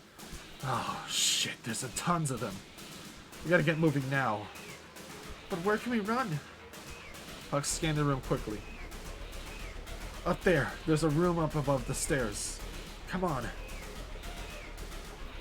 Puck sped up a rusty metal set of stairs that led up to a room above with the door. We ran in quickly and shut the door behind us. Get them off screen quickly, please. Thank you. Puck threw himself at the door, using his whole body to keep it shut against the swarm of flapping monsters behind us. Shit. What do we do? See if there's another way out. Hurry. I scrambled around the room, checking every nook and cranny possible. There had to be something. A vent, another door, a hole in the wall, something. This is what I hoped in the deepest chasm of my heart. Let's save again. Alas, there was no way out. Hux, I don't think there's a way out. Are you fucking kidding me? Oops. I looked. That's the only way out. What are we gonna do? I don't know. What? Was this it? Was this how we are finally going to go? Eaten alive by a swarm of fucking disgusting flesh birds? Then something unexpected happened. Oh. What was that? There it was again. Pugs, do you feel that? Huh? I'm feeling sleepy. What are you talking about? Something about that sound. It flipped a switch in me. I suddenly felt extremely exhausted. My eyes struggled to stay open. Pugs. Liz! He shouted for me. It didn't matter. I fell unconscious right on the spot. It's Tickle Tuesday.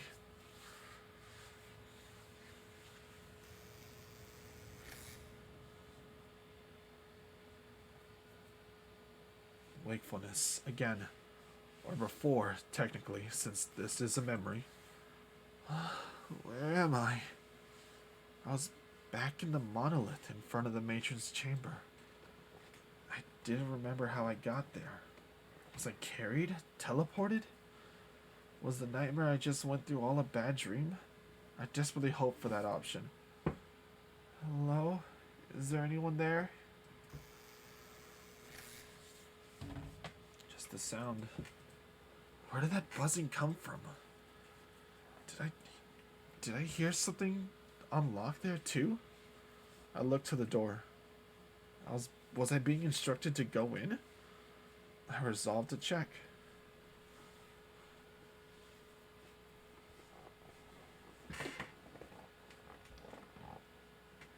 It was open. Something deep inside me was belting out in desperation, begging, pleading me not to step to the door. And yet, something even grander compelled me to continue. And so I did. Oh, that's a big flesh room. My eyes struggled to truly take in the sight before me.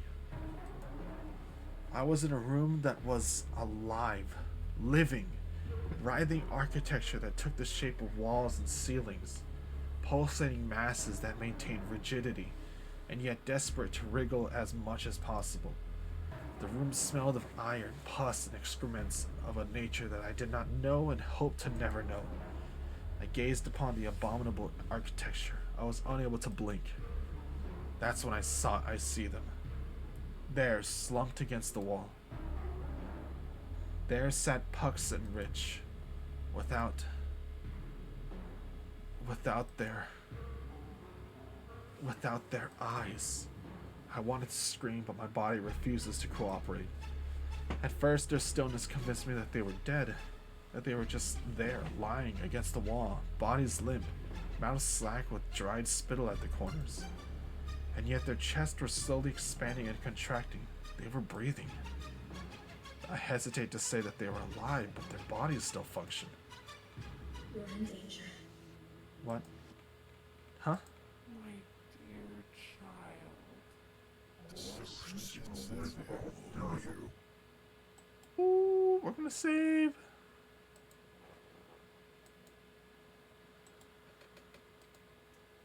That part that was just disgusting noise, and yet I understood. The noise that come from behind me. I slowly turned, fighting my body the whole way. I knew that what sat behind my back was something so dreadful that ignorance seemed like paradise. As I finally turned around, my eyes truly saw for the first time a glimpse at the true reality which existed confidently in the stark contrast to my perception of it.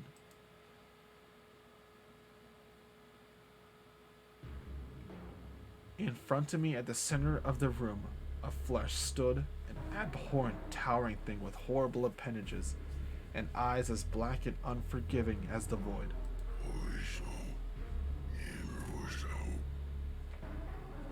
Does speech not escape your tongue, child? What feeling does the sight of your progenitor inspire inside of you? The monstrosity in front of me leaned closer. I could feel air being drawn away, sucked through the passages I could not comprehend in front of it, right in front of my face.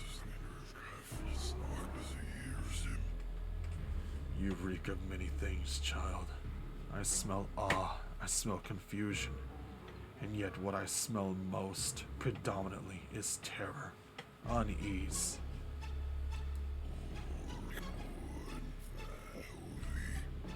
I see it written inside the flesh on your skull.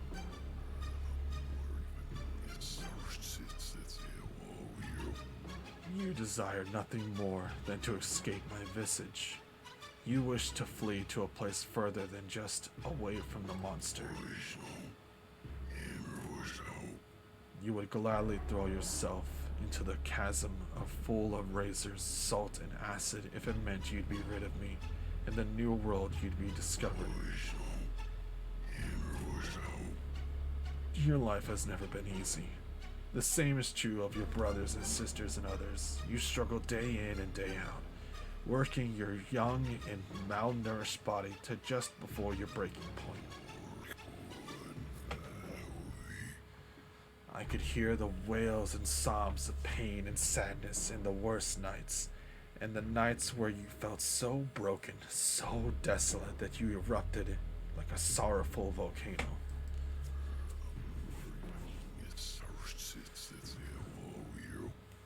And yet, despite all of this, you've managed to persist. You've managed to keep a breath in those lungs and even still retain the desire to do so. What for, I wonder? I could feel my eyes burning as warm tears were beginning to claw their way out. My teeth would not stop chattering and my body would not stop quivering like a dying fly. Ah! You persisted because you believed that there to be a point. You believed there to be a reward for it all. You believed it was all a necessary evil for the good of yourself and others. The tall mass of pulsating and slimy flesh crept ever so slightly closer. I could focus on nothing but the black pits that I could only understand as eyes.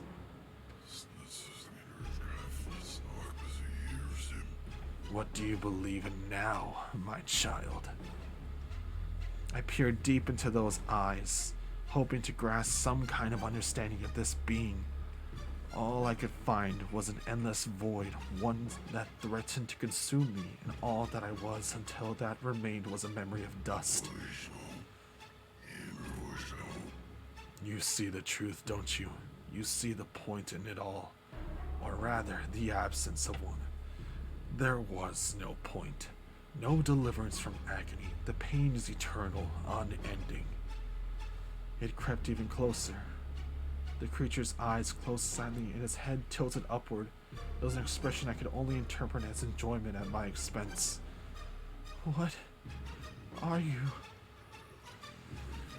You know what I am. You just wish not to speak it. You're the mother... You're the Mother Matron? What are you? correct, my child. You know not my true name, nor from whence I hail, but you know of my nature. I am a part of life that's been there since you were microscopic tadpoles. Misery, pain, dread, discomfort, sadness, tragedy. That is I. I am everything you wish to avoid. I am the inkwell from which black is drawn. I don't understand. I don't understand any of this. Explanations. Humans adore them. Curious little vermin. Always have been. It's not enough to experience. Not enough to simply be alive. You need answers. Bah.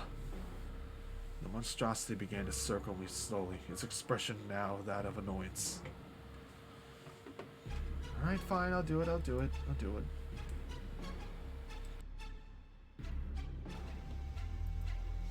course I do. You make us go through a place full of fucking monsters. You make us go there to die. Fix a machine that was never broken in the first place. You said they were destroying things down there to bait us.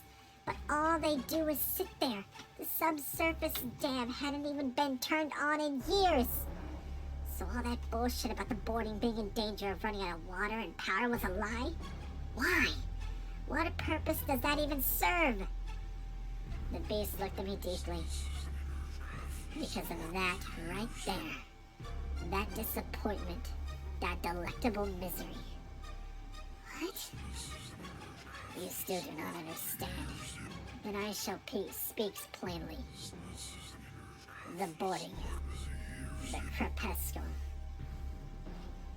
The poor living conditions, the monsters, the endless drudgery of malnourishment and overwork day in and day out. It is all by design.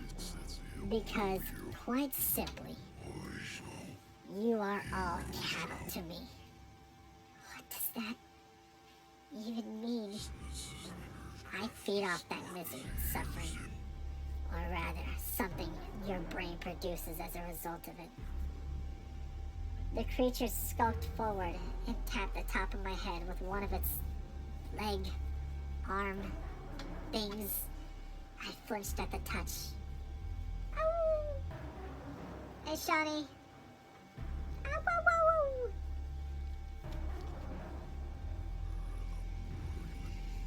I've existed since the birth of life itself, but I always starving. Most of other living creatures lead simple lives and only experience remote moments of misery.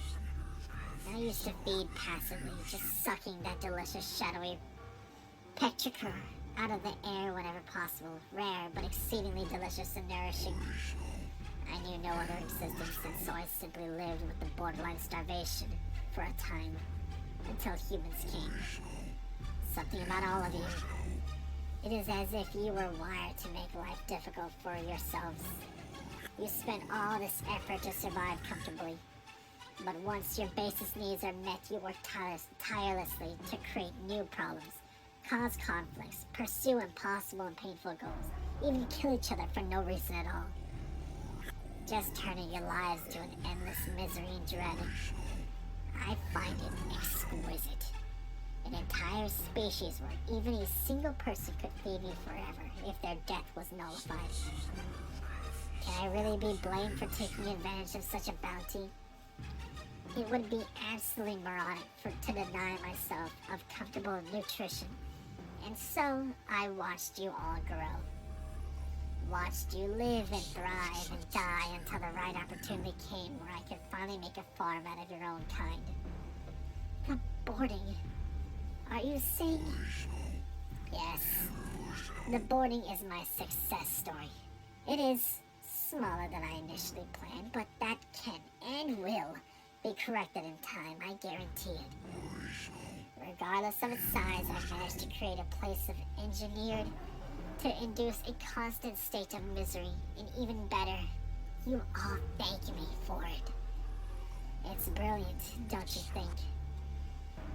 Why? Why'd you even give us hope Why did you try to tell us things that could get...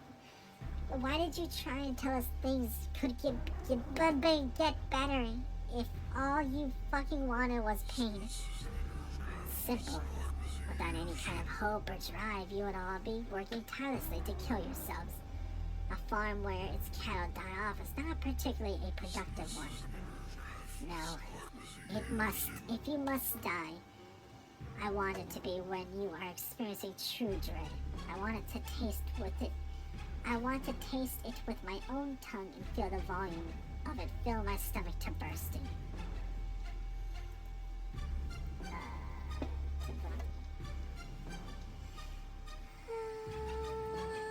My stomach was churning. I could not believe a word about what I was hearing. I wanted to vomit everywhere, and I would have had food still been in my gullet.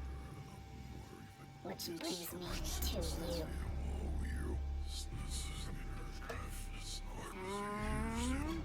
Right? No more of this? You are exceptional. Very few have managed to make it to the end of the crepuscle. The kind of person that comes once in a millennia. Someone with your drive, skill, Eve, clairvoyance, for a lack of a better word. What? Do you not recall?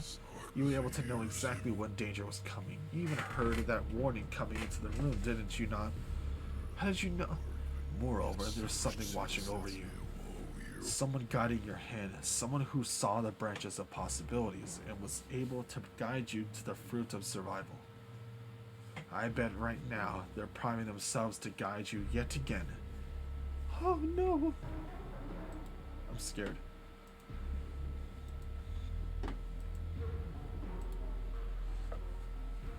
I bet right now they're priming themselves to guide you yet again. Maybe they've even just made... Fuck! They just did it! God dang, they called me out! Maybe they've even just made a bookmark to return to. They're chomping at the bit to save you yet again. But unfortunately, I'm going to disappoint them. They called me there. They actually did. I didn't even finish the paragraph, but they called me. Dang it. The monstrosity's eyes widen, and the world grows redder. It spoke again, but this time without translation. My head felt like a box filled with 1,000 buzzing saw blades bouncing around the room. What are you talking about? You do not need to understand, child. Your guardian can do that for you, and they can squirm and struggle and try over and over again to save you.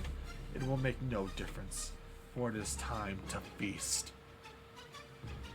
I had to do something.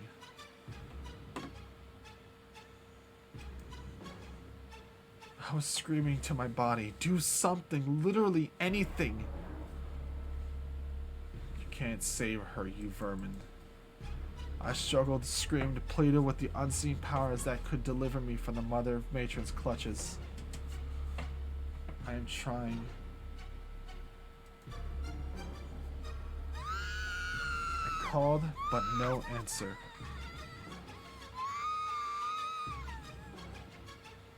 That day, my mother embraced me.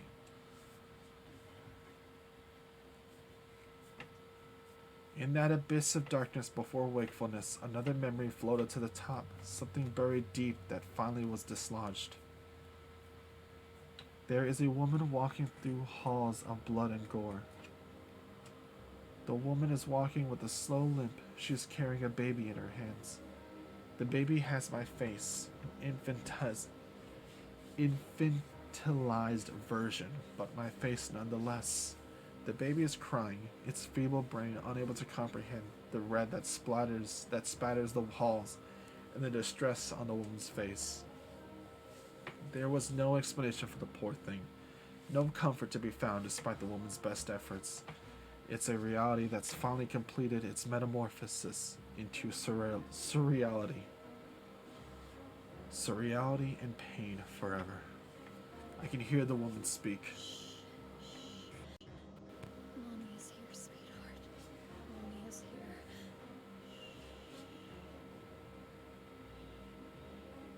Mommy is here, sweetheart.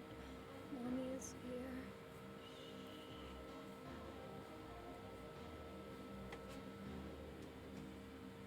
The baby finally started to settle down. The woman's eardrums relax. She continues walking, the soles of her feet unavoidably dyed red from the blood-soaked floors.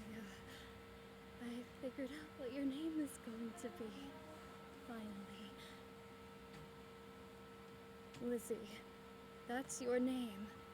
Lizzie. Better late than never, right? Oh. She gazes into my eyes with a look of sadness that is incredibly profound and unbearable to look at. I really messed up, sweetheart. You probably won't remember any of this, but this is the only chance I'll have to tell you. The only chance I'll have to apologize to you. I'm so sorry. I messed up. You're in danger, and there's not a damn thing I can do now. I should have seen the signs. I shouldn't have listened to my mother. This place is hell. I knew it was. The minute I walked through the door, but Mom insisted. She said it would fix me. That I come out of it feeling better than I ever had. I did everything they told me to. We all did.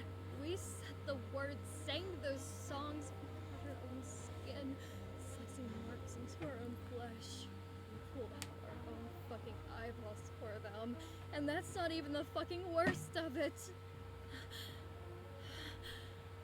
I'm sorry. I shouldn't curse in front of you. I'm so sorry. I'm just powerless. I ruined my life. I ruined yours. I'm so sorry. I wish I could go back.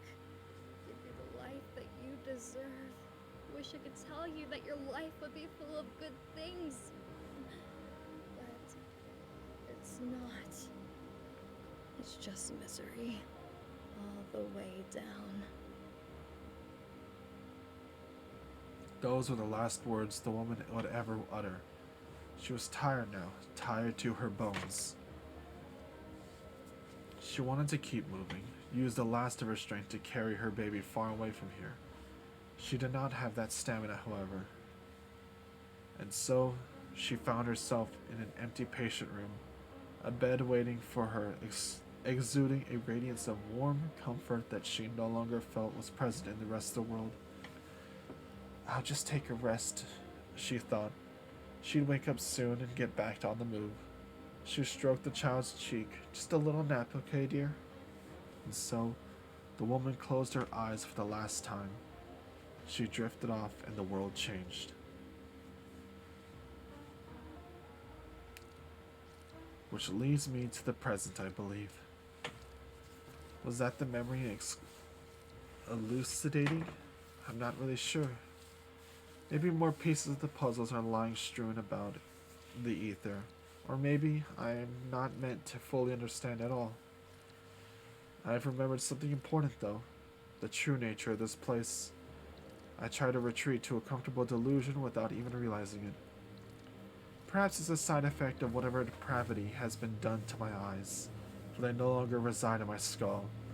Perhaps my brain is desperate to create visual stimuli in the complete absence of it. A futile effort to delay the inevitable mental shutdown.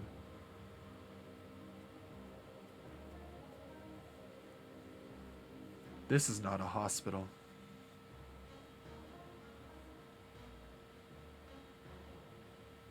It is a womb. I cannot see it, but I feel it. A warm and wet cocoon of gooey flesh and slime. I feel something poking into the back of my neck near its base, as an appendage that is contracting and pulsating, sucking. My body is growing increasingly heavy. There is another sensation too. A sensation of relief. As the mother matron continued to drain my body of all that is made. All of that made it Lizzie. I realized that now that she was right. Misery is eternal. And once you come to grips with that eternity, you have no choice. No choice but to enjoy it.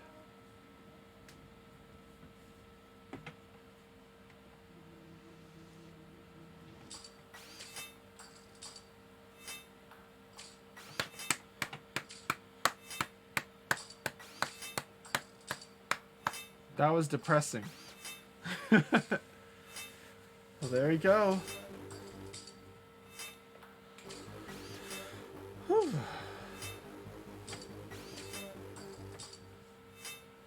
Like all of it, Velvetique.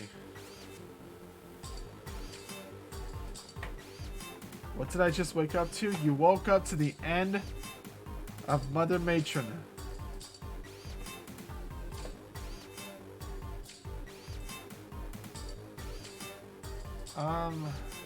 God, that is hard. That is so hard to... How do you explain what just happened?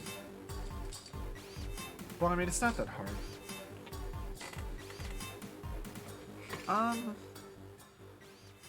I saw strange meat. There was a lot of strange meat towards the end. Okay, so in the end,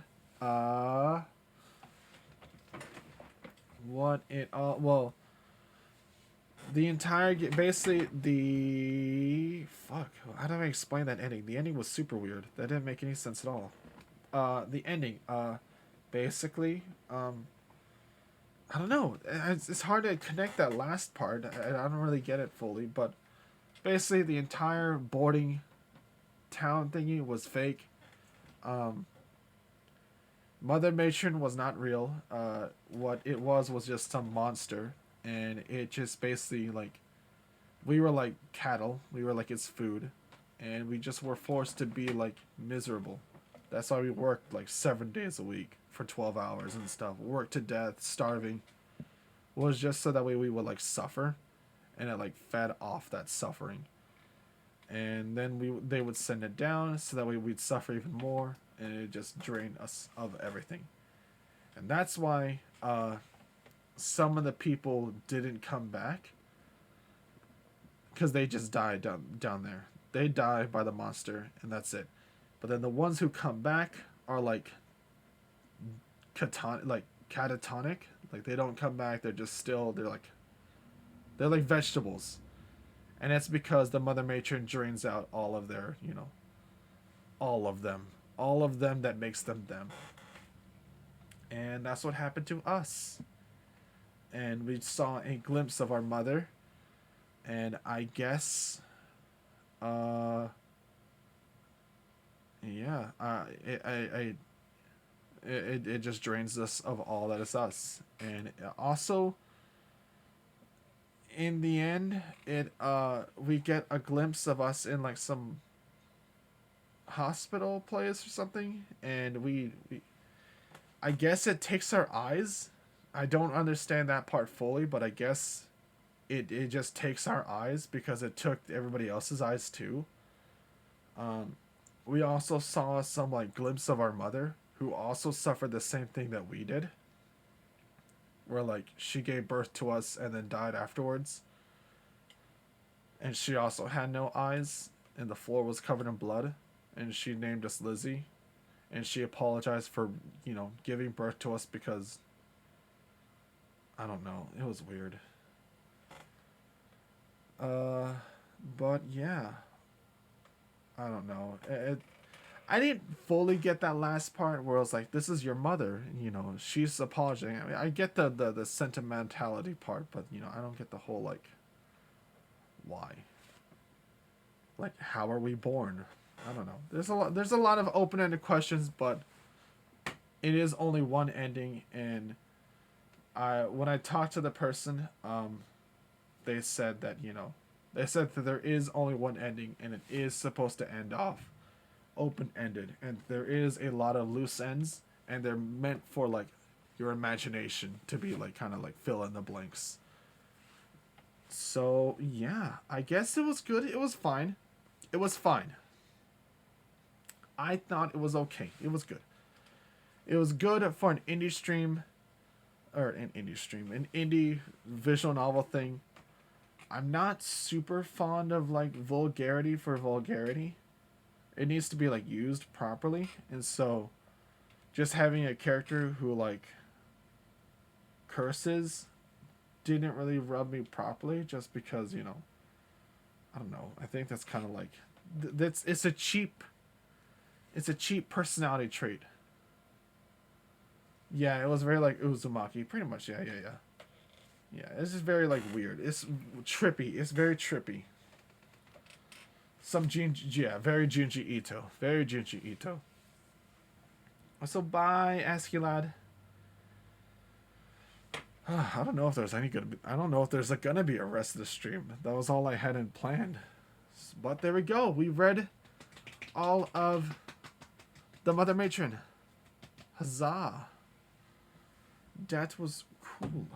That was awesome. I got to read and support a fellow indie developer. Well, not fellow, but an indie developer. I liked it. I liked it. It was eerie. The music was fucking top notch. Okay, whoever made the music. Oh, I should look at it. Whoever made the music for this, I wish I could see the credits. No, let me see the credits. Oops, what did I just pick?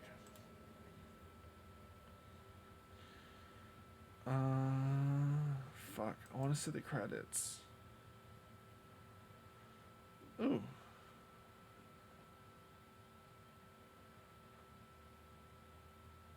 I'm actually going to speed through the ending again because I want to see the credits. I want to see who made the music. Real quick. That's our Mother Matron. Also, he knows that we're there. He kind of broke the third wall there. Or the fourth wall. Like, he's like, yeah, I know you're going to try and save the girl, but you can't. There's no way to... please let me help her. And then we get to see a view of our mother. She takes us, names us... Fuck!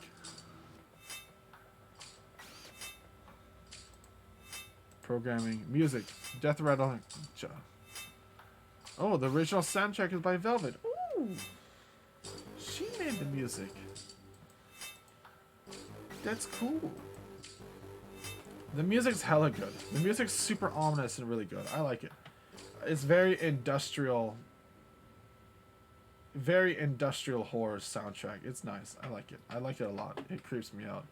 Really puts me in that horror, scary mood. But, yeah. Who's Velvet? Velvet is a developer. She's on Twitter. She's currently in the process of making another game. But this is her previous one. But she's currently in the process of making another one.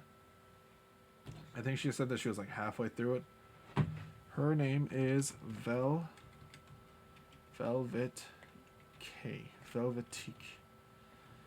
Velvetique, like that. Velvetique. I'm pretty sure it's like that. Velvetique, and you put a games at the end of it. Or Velvetique G.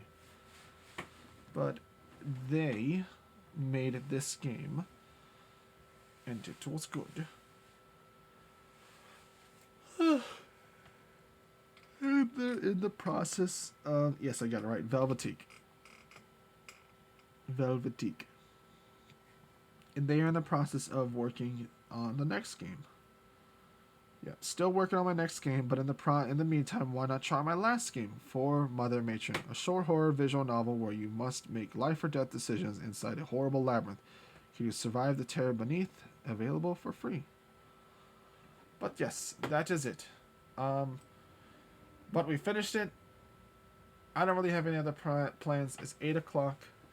I should be asleep by now. So, I guess I'm just gonna call it an early night. We streamed 4 hours. We got through a visual novel. So, hey. Let us end it right there on a good note. Thank you everybody for coming and stopping by. Pastel, thank you for recommending me to who was it? Willow's Eve, thank you. Sorry. Thank you a lot for recommending me to Willow's Eve. That's awesome. Like, really, that's super awesome of you to do that. There's no reason for you to actually ever do that kind of thing. But the fact that you did do it is really awesome. So thank you. Hello, boy for life. How you doing? Yes, Willow's Eve. Willow's Eve is good.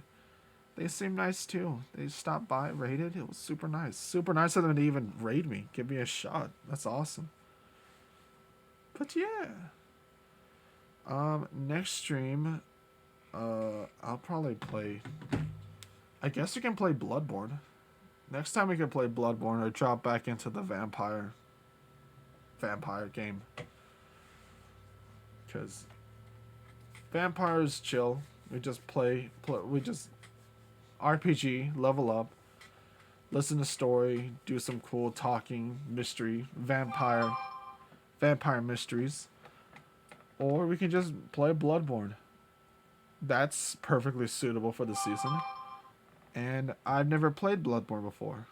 Or I've never really beaten it. No, I've never played it. I've only beaten like the first monster. Like first monster boss or whatever. So yeah. I'm good, you. I'm glad. I'm glad you're good. I'm doing good too. We just barely finished we just barely finished reading a visual novel. We spent 4 hours on it. I'm trying to unfreeze my spaghetti. Aw. But yeah, this is the end of the stream though. I'm sorry if you're just barely popping in. The stream's over. We finished reading it. It was a good spooks. The music was heckin' awesome because it was just terrifyingly creepy. And yeah, I liked it.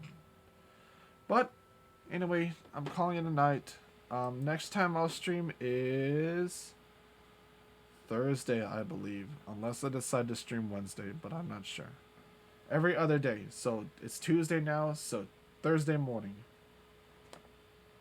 Yes, Thursday morning is when I will have to stream. But I may stream Wednesday. Who knows? But Thursday morning.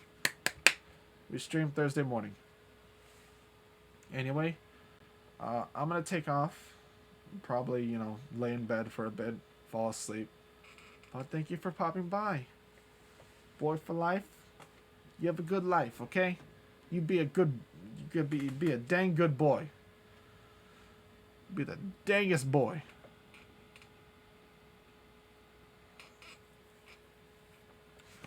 And yeah, I'm gonna take off. Try and find some more spooky things. Find more indie developers I can play games for. And yeah, also Pastel, take care. You be good, you. You be dang good.